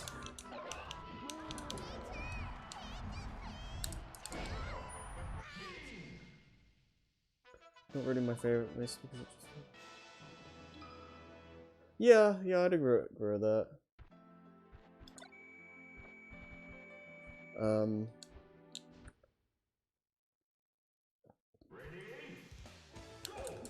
I guess there's one thing to note.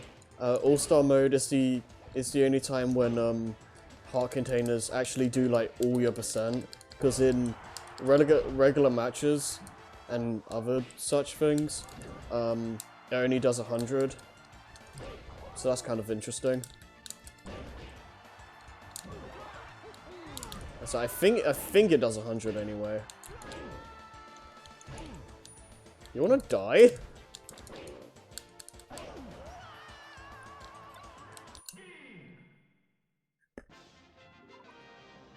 So it's interesting because I think in 64, the tomatoes do 100 and heart containers do 200, or something like that. I could be wrong.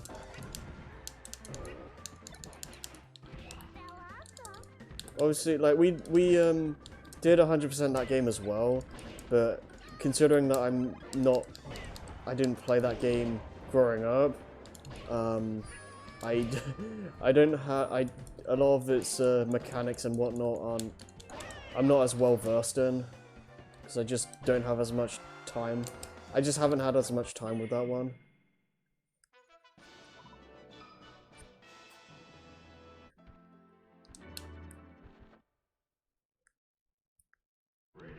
It is kind of cool to say that I've played like every Smash game, even including Project M, if you want to count that, which it technically doesn't count, but still.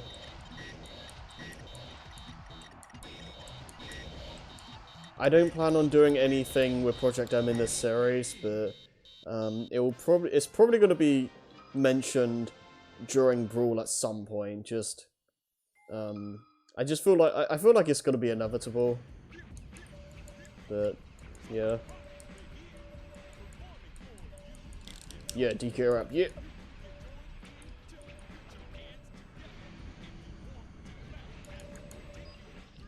This monkey rap.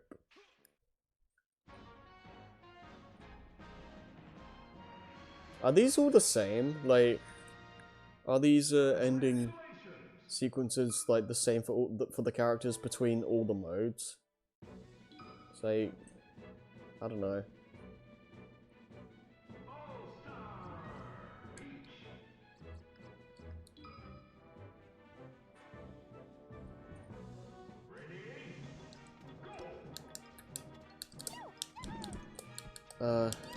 Oh god. That was not a good start.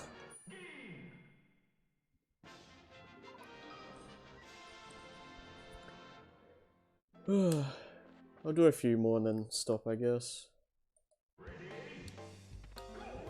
What characters do you want me to use next, Self?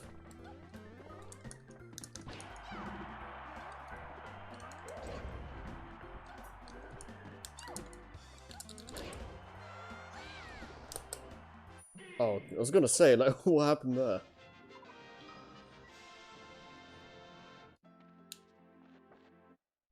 Young Link? Okay, I can live with that.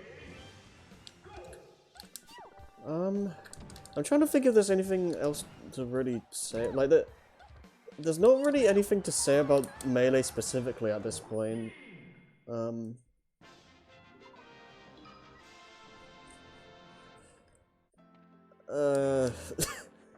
Anything interesting going on with you lately, Soph? I know I probably asked that like yesterday, but there's nothing really. There's nothing to really say about this game anymore.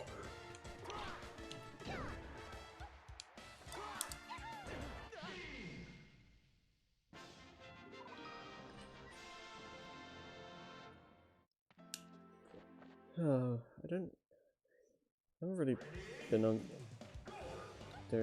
Yeah, fair enough. Outside of like the recent streams in the part, like the Toei stuff, I've kind of just slowly been brainstorming like ideas for the Crash hard mode stuff. Besides that, nothing's really been happening lately.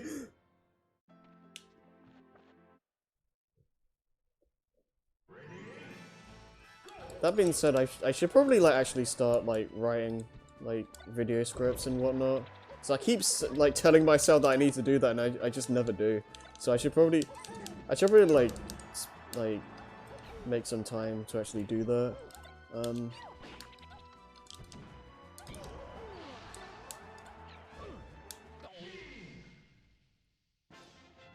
I'm gonna I don't know how much I'm gonna I can promise myself this, but I'm gonna make it a point to starting of like February, I'm gonna actually start properly like sitting down and writing stuff, because I need to actually get somewhere with that. Almost died.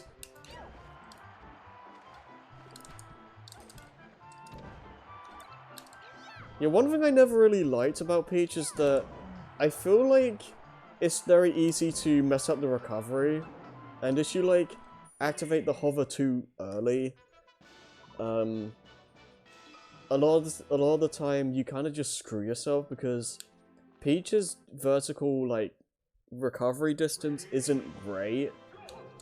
So that has screwed me over more times than I care to admit.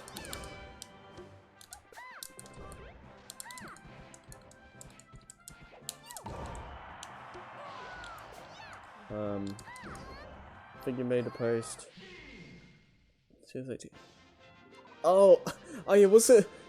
I think I looked at that like, I don't know, like a month back. Wasn't it like unforgettable soundtracks or something? Because I remember like seeing like you started like a series and then like it was just nothing. Yeah, okay. Yeah. I feel like this just happens sometimes. Like, we have all these ideas we want to do, and we like...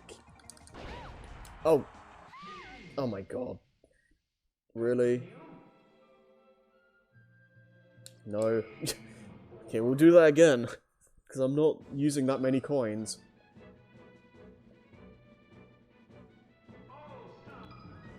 Oh, that sucks. Yeah, like...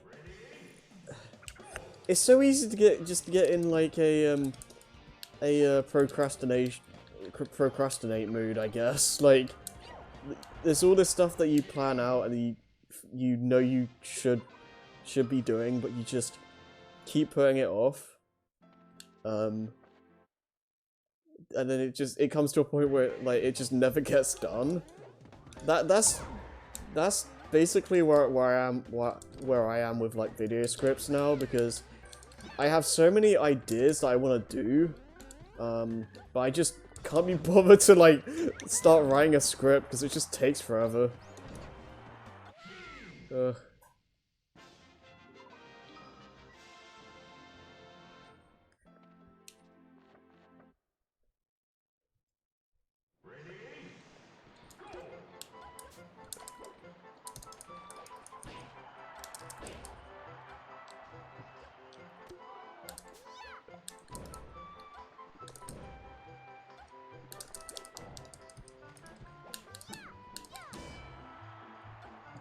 You wanna die? There we go. Excuse me.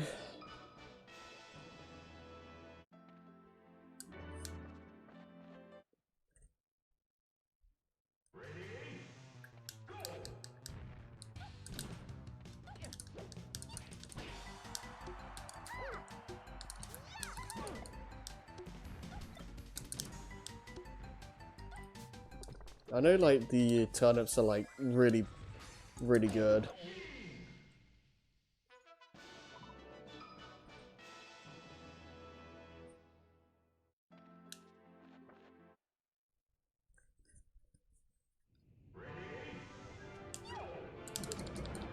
Oh, yeah! I also like how disjointed, the, down smashers. Like, you can, in this game specifically, you can get, like, I think 80% damage if you, like, space it correctly. It's really busted.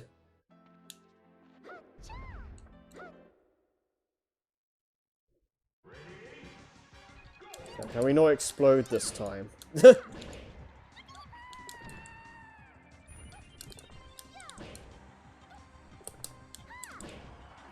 Yeah, boy.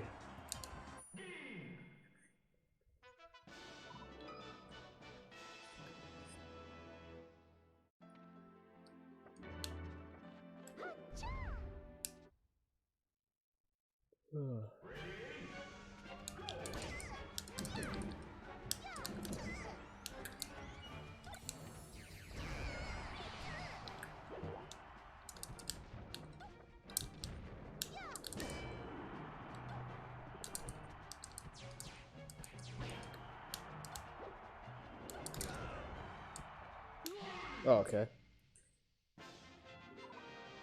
That works. I feel like I'm gonna have to get a new controller for Brawl because I'm gonna have to use the Wii U, and I don't want to use a Wii remote and nunchuck, and the classic controller, the regular one, sounds like it would be a pain to use for Brawl. So I feel like I'm gonna have to like invest in like a classic controller Pro or something. So I probably could do a bunch of finagling to get GameCube controller support working, but I'd rather not bother with that.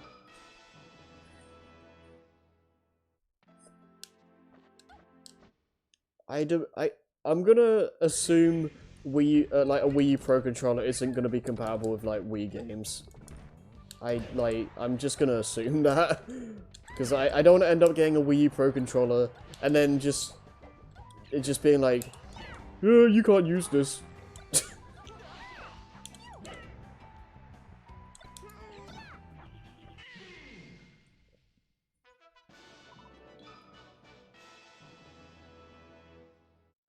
Yeah. If it comes down to it, I'll just buy a classic controller Pro, because at least like those are like shaped like a regular controller. And I'll have to like get used to a new controller setup, but it's better than the alternatives, so I'll live.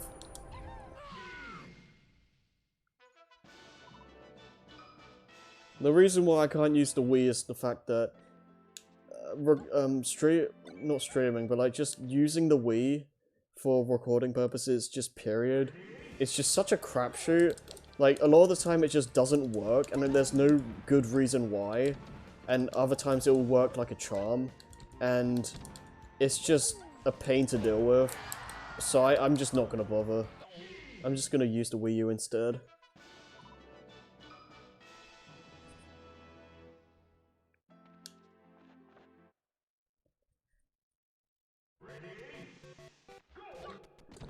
I'm not really sure when I'm gonna do Brawl though. When on a track can be rough. Yeah, I remember you talking about that during one of these streams. My issue with the Wii Remote and Nunchuck is the fact that I swear, like, I know that this is a me problem. I know this much, but I always feel like I have to like shake the controllers, because I feel like I need to do like motion control stuff to do attacks. Because like when I use a Wii Remote and a Nunchuck, I just expect that to be the case. I can't really explain why. So it just messes with my muscle memory, and I just can't play like that.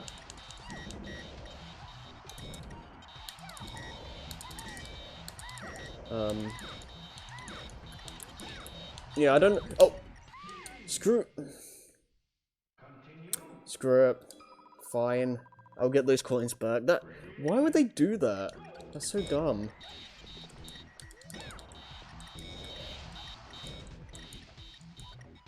Like that, I had no control over that.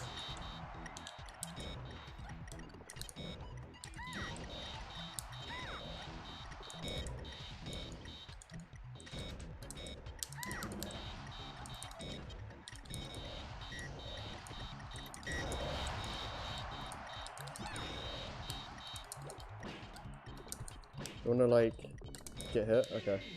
Still so jarring to me going from the Wii. Yeah, that is really weird. I don't know why they never did that stuff. Like Brawl could have had a pointer. Smash 4 could have touchscreen. I don't know if 3DS had touchscreen, but I know for a fact Wii U didn't.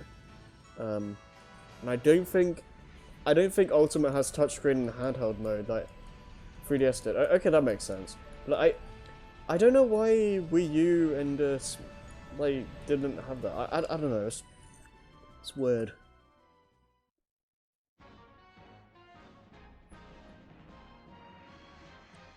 Yeah, I'm definitely not gonna do Brawl like immediately after Melee's finished, because that's gonna drive me up the wall. You did say Young Link next, right? Just making sure. Okay. Yeah, this one, because it's like the Zora tunic, and that's like my favorite one. Whatchamacallit? Yeah, I don't want to do Brawl immediately, because this took like a full year to finish, and I don't like Brawl's gonna be like a massive undertaking. Like this game took like this long to get through. I think by the time we're done, it'll be like 11 to 12 streams overall. Oh god. Oh cool.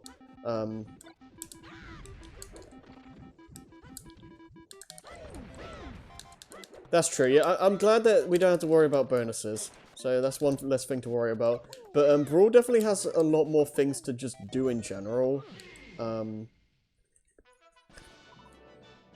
So I don't know if it's gonna be like as many months as Sylph you are Sylph.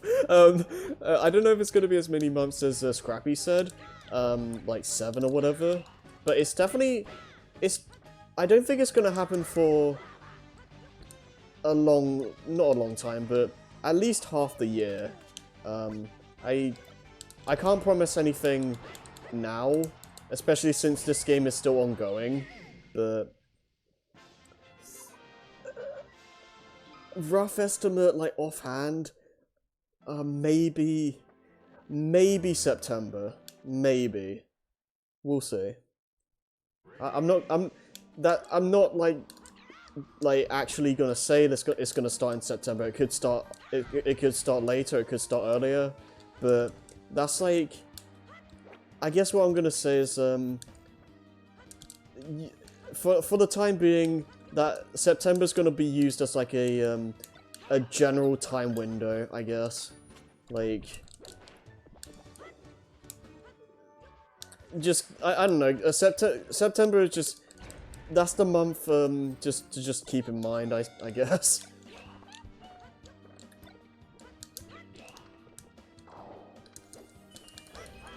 I might have to do like 2 streams per month. Like, I don't, because the thing with these Smash streams is that I've been doing them once a month, so it doesn't like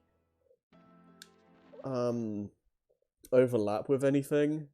Like I want to like still do the regular like the other games alongside these, and I don't want this to like take over everything else. So that's why I haven't just been doing nothing but this. So I mean, I could do 2 streams a month for Brawl, but at the same time, I feel like, I don't know.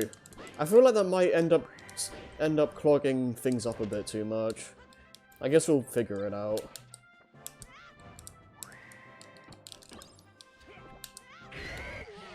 I'm so glad that wasn't explodable. Or explosive. That's Meta Knight. I guess there's one thing in this game with All-Star mode. Make sure you wait for the actual like percentage to go down to 0 when you get the heart containers, because as soon as you hit the teleport pad, like the heart container heal process stops, and it's not gonna go to 0. I think they fixed that in Brawl and Smash 4, but yeah, not in this game. You have to be careful about that.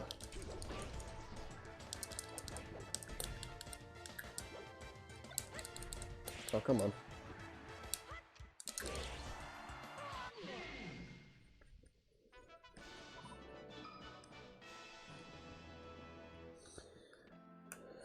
Scrappy's been gone for a while.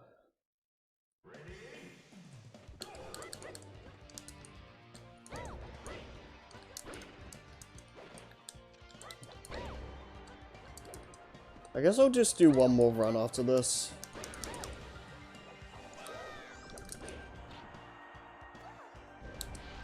Can we stop with the explosions?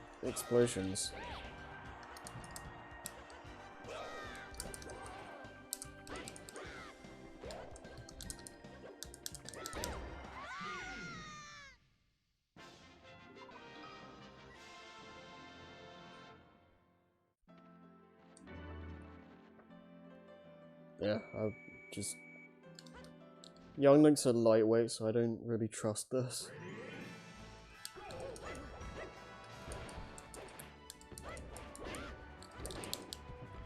Oh god.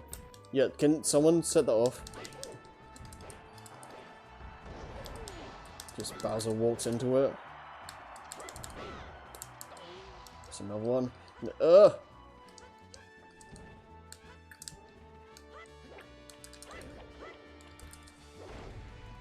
What's with all these bob-ombs right now? Like, you give me a break?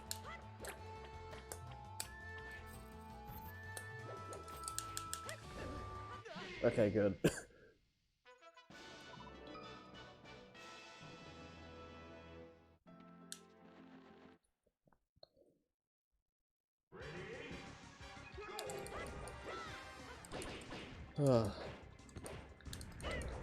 Yeah, in the next like couple streams, we're gonna have to like think of random topics to just go off on, because, like I said earlier, there's really nothing else to say about this game.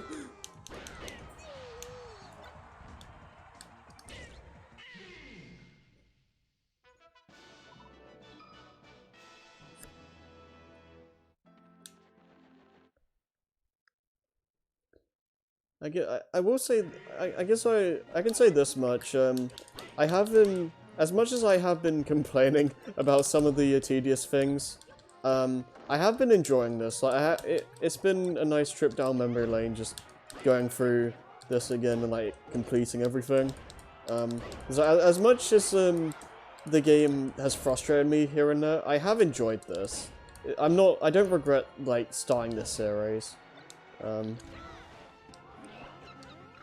It's fun just seeing how the series evolved.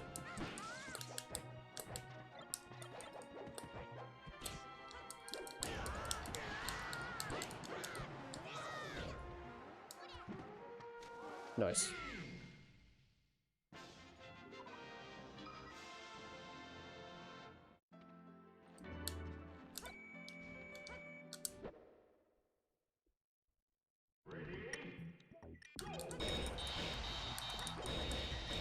Right, can we not get killed by a rogue Bob-omb this time?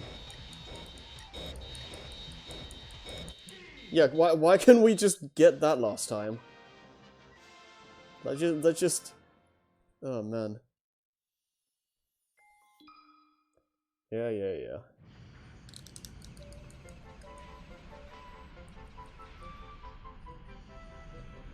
Oh, boy. Okay, so one last character. Let's see.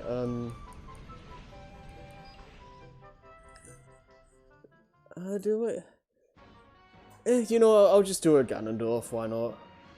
I was wondering if I should save him for hard mode, but I don't like his recovery, so eh. I mean, I don't not necessarily dislike it, but it's not. I feel like it's not good enough to really warrant doing that for hard.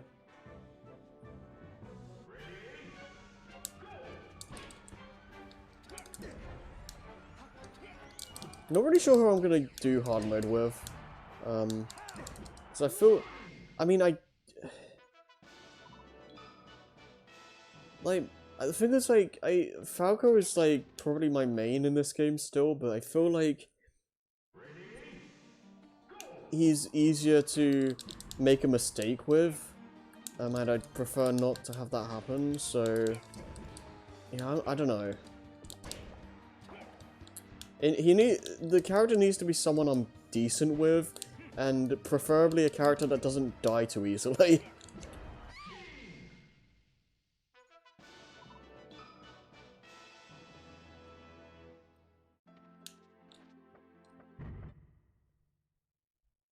Yeah, after this run, I think I'm gonna stop for the night. We did a decent amount of all-star modes, so this was a fine enough session, even if it was one of the shorter ones.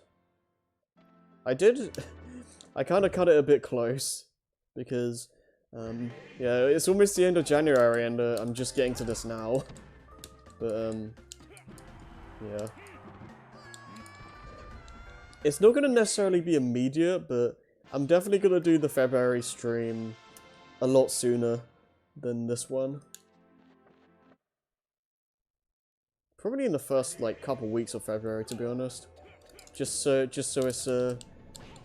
I can get all the, bonus crap done and not have to worry about it for, like, the rest of the month. Like, I don't care how long that takes, we are getting all the we're getting the rest of the bonuses outside the Celebi catcher. Like, I can accept not getting that because we just can't get Celebi. But everything else, like, I don't care how long it takes. We are getting those bonuses.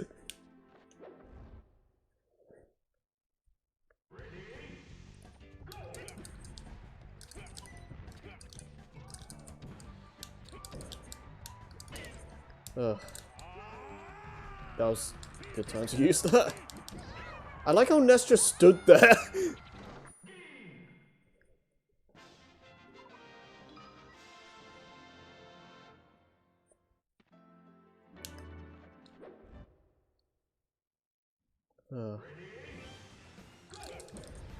Hi, clone brother. Yes, I'll die. Yeah, pretty much.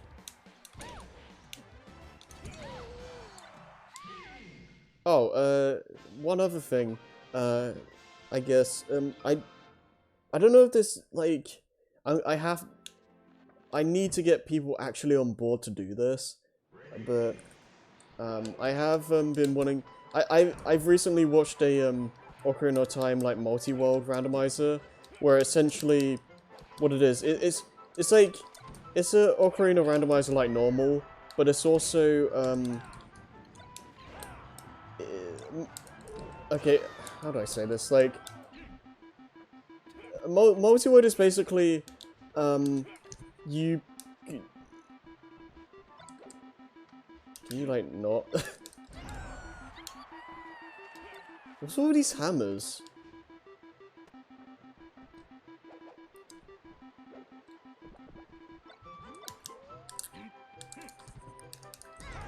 Good. Alright. But yeah, multi-world is basically, two or however many people,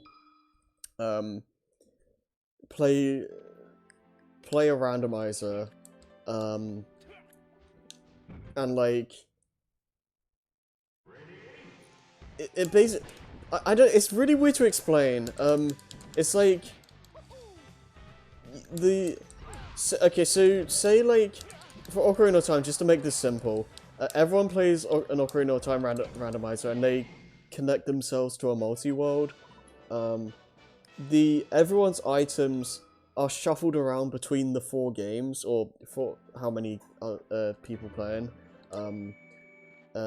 So you could have your items be, like, the hook shot could be in someone else's game, for instance. And it's not evenly spaced out. Like, it's not going to be one of those things where one game has a hook shot and all the others will be... Well, somebody could steal all the bombs, yeah. Yeah, basically. Like, it's not evenly spread out. Like, one game could have all the hook shots. One game could have, like, 2 ice arrows and stuff like that. So it's kind of interesting. I definitely want to try doing that at some point. But like I said, I need to actually have people on board with that. And, like, people to do it with, otherwise it just doesn't work. So, I can't promise anything right now, but I'd love to do it at some point. Just rapidly walk fast.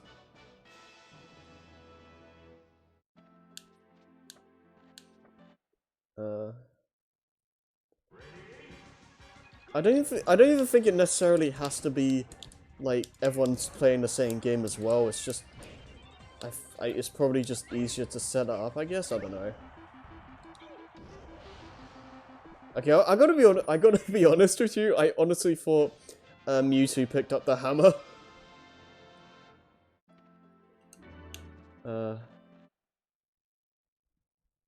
Yeah.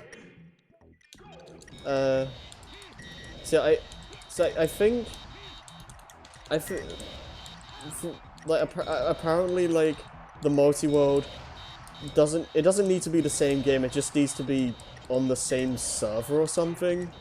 So you could potentially play, like, I don't know, Metroid Prime, and the other person plays, like, Wind Waker or something, and you could get, like, the grappling hook in Prime, and, like, Ice Beam in Wind Waker or something like that.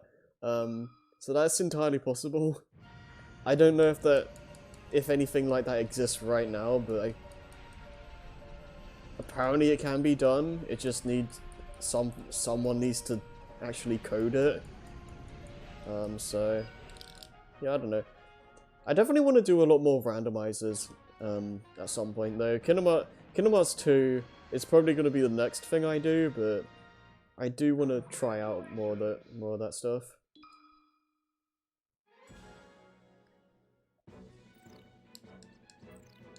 You know, just look through the gallery, just give these trophies a look, and then that'll be it.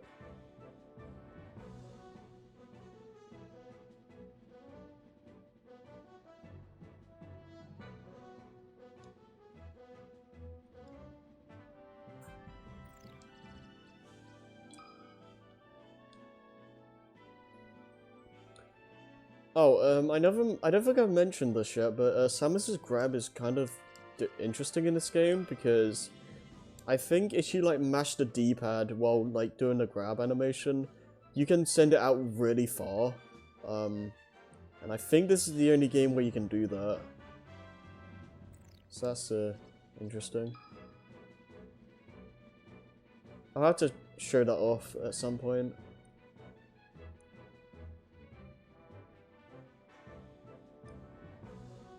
Alright, on a side note, Fox is also much lighter than he was in the N64 Smash game. It's interesting that they made a point to mention that. I honestly wouldn't have noticed.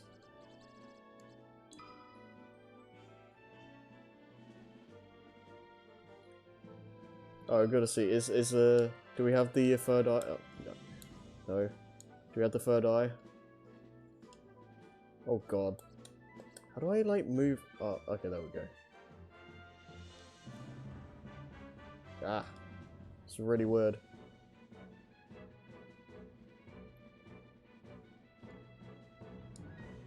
I just wanna... God, why is this so awkward?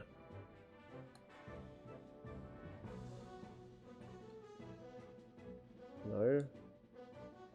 God, I can, like, see through her head. I guess not.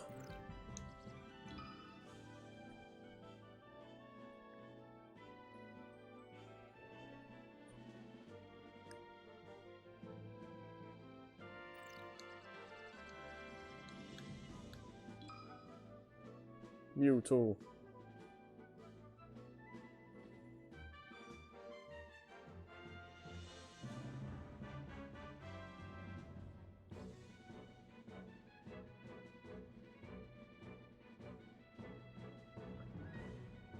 It is fascinating just looking through these trophy descriptions. God, the more I look at this stuff, the more I miss this.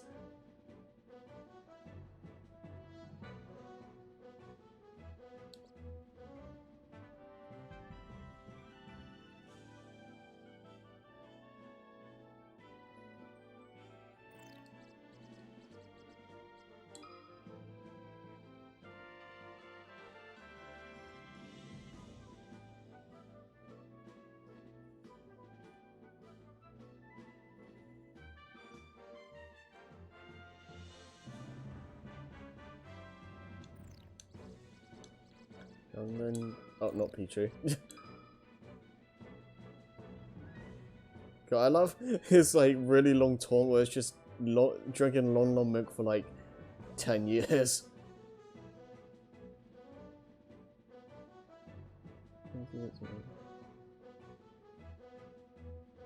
I like it. Once he hits a wall, tap the control stick in the opposite direction to send him leaping upward. That's a really... that's a...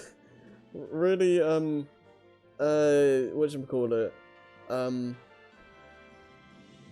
I guess verbose way of saying just wall jump.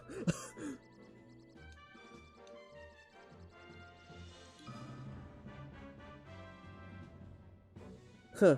I like how it's interesting how they put Super Mario All-Star specifically and not just Lost Levels. Huh. Like, they made their debut in Super Mario All-Stars. No, they didn't. Man.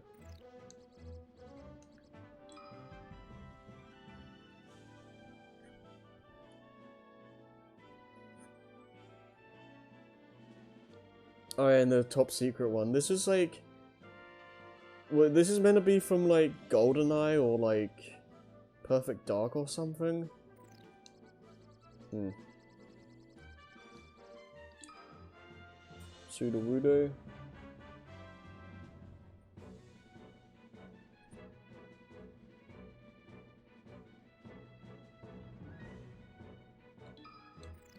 Do you enjoy these like end of stream like trophy things? Because I enjoy just looking at these at the end of the stream. It's fascinating.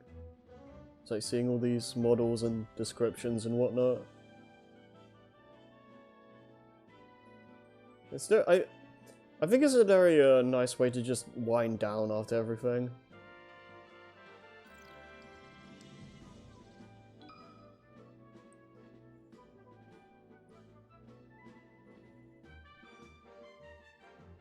Yeah, yeah, I'd agree with that.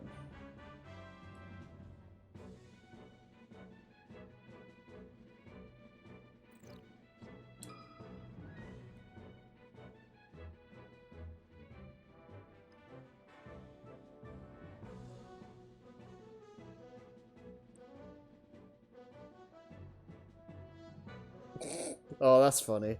The fact that Link sometimes used bottles that had housed bugs is a matter of questionable hygiene.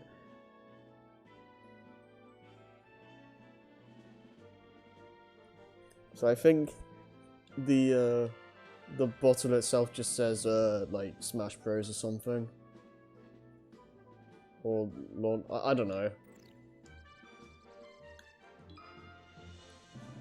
It probably just says Long Milk. I'm probably thinking of the temple stage.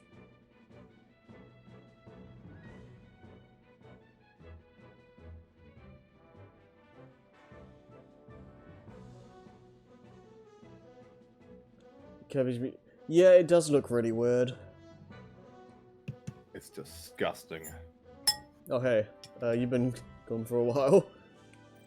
My throat was so jacked up I had to make some ramen to soothe it. Okay. Were you did you just have your mic muted or something, or? Yes. Okay.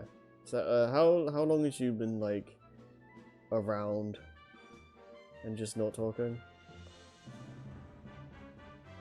At least 30 minutes. Oh, okay.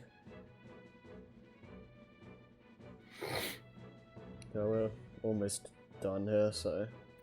They even copy the, I guess, what would you call that, spinal cord? Yeah.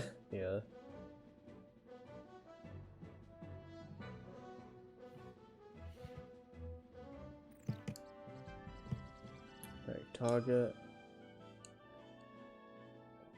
I like how it's a 3D model. It's cool.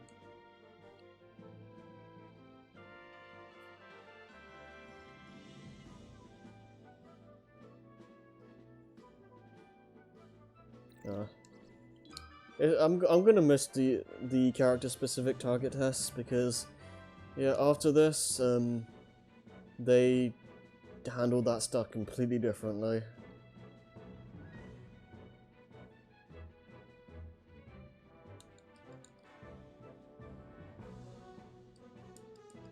I like how the orb thing moves like as I'm moving.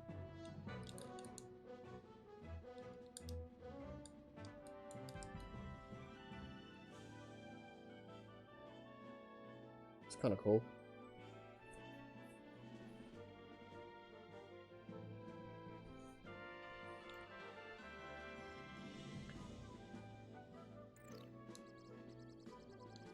Polar bear. Surprised I don't have this already. I didn't have this before.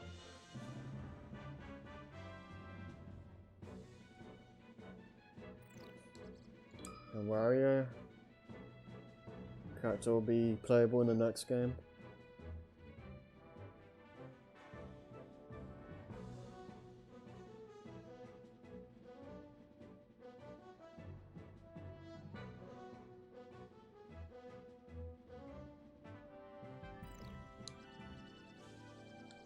Samurai Goro. Yeah.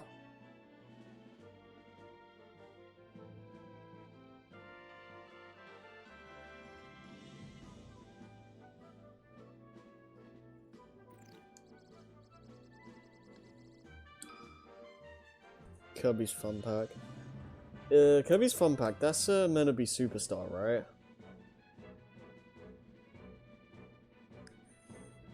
Yeah, okay. It's so weird seeing it be called that. You got me mid slurp of noodles. Oh. An acquaintance, they say.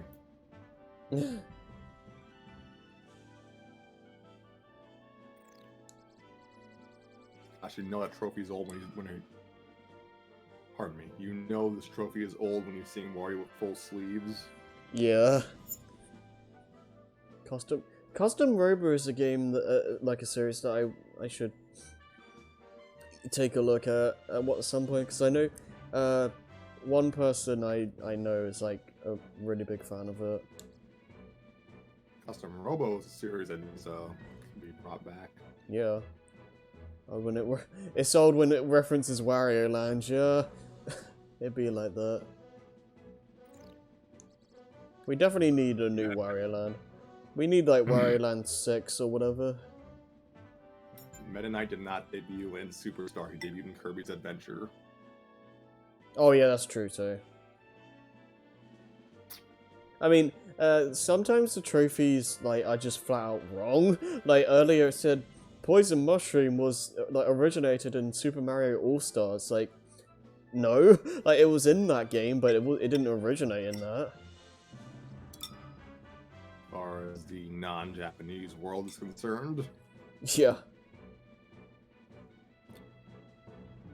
I'm gonna be frankly honest, I find some of the Robo designs and custom Robo to be a little too human. Yeah, I can kind of see that. Like, I want Gundam, not Darling in the Franks. I never actually played Donkey Kong 3.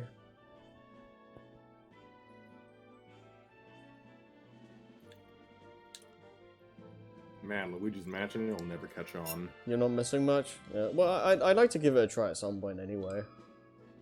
Sheriff, everyone's favorite assist trophy.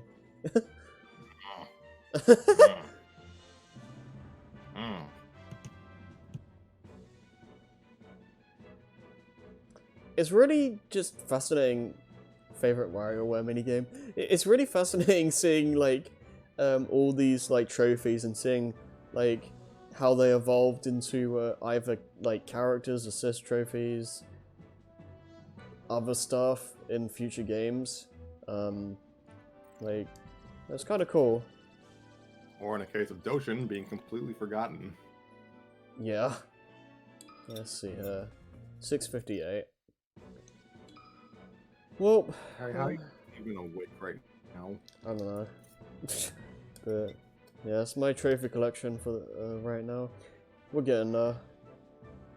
I guess one thing to say about this room.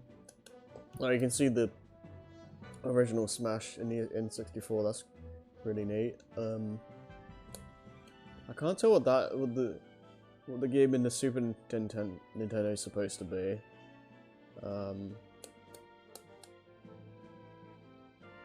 But let's see. Okay. Okay, this game, the PAL version, I guess, just doesn't have the option to change the game into Japanese. Was it when you change it to Japanese? It has a few random changes. One of them is the fact that if you go into the collection screen, you end up seeing a Virtual Boy, so that's kind of cool. Other random stuff, like you get game set instead of just having game. Apparently the home run contest like platform is wider for some reason, I don't know why. And obviously you get like all the other stuff you get from just turning it Japanese just naturally. I kind of wish I could show that off, but my version doesn't allow that, so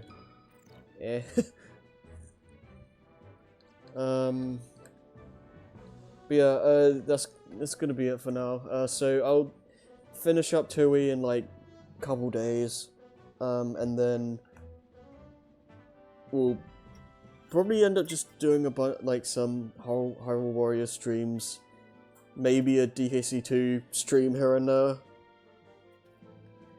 and yeah, I'll try getting to the Melee stream next month a lot sooner than January, because yeah, like I keep saying, I cut it a bit close this time, so yes. And I apologize for the noodle slurping. I can barely hear it, so it's fine. Also, I didn't mention Sephiroth once, and I feel kind of bad for that. Yeah, it's okay. I feel like we should just save that for next time anyway, because we're kind of running out of things to say about Melee specifically, so that might give us something to talk about for at least a little bit.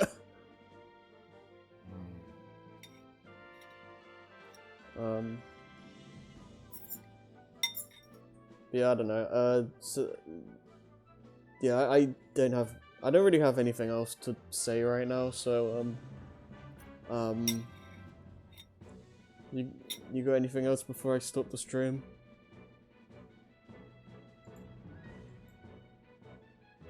Wear your masks. Yep. Yeah, wash your hands, all that good stuff. Yeah, I'll see you guys later.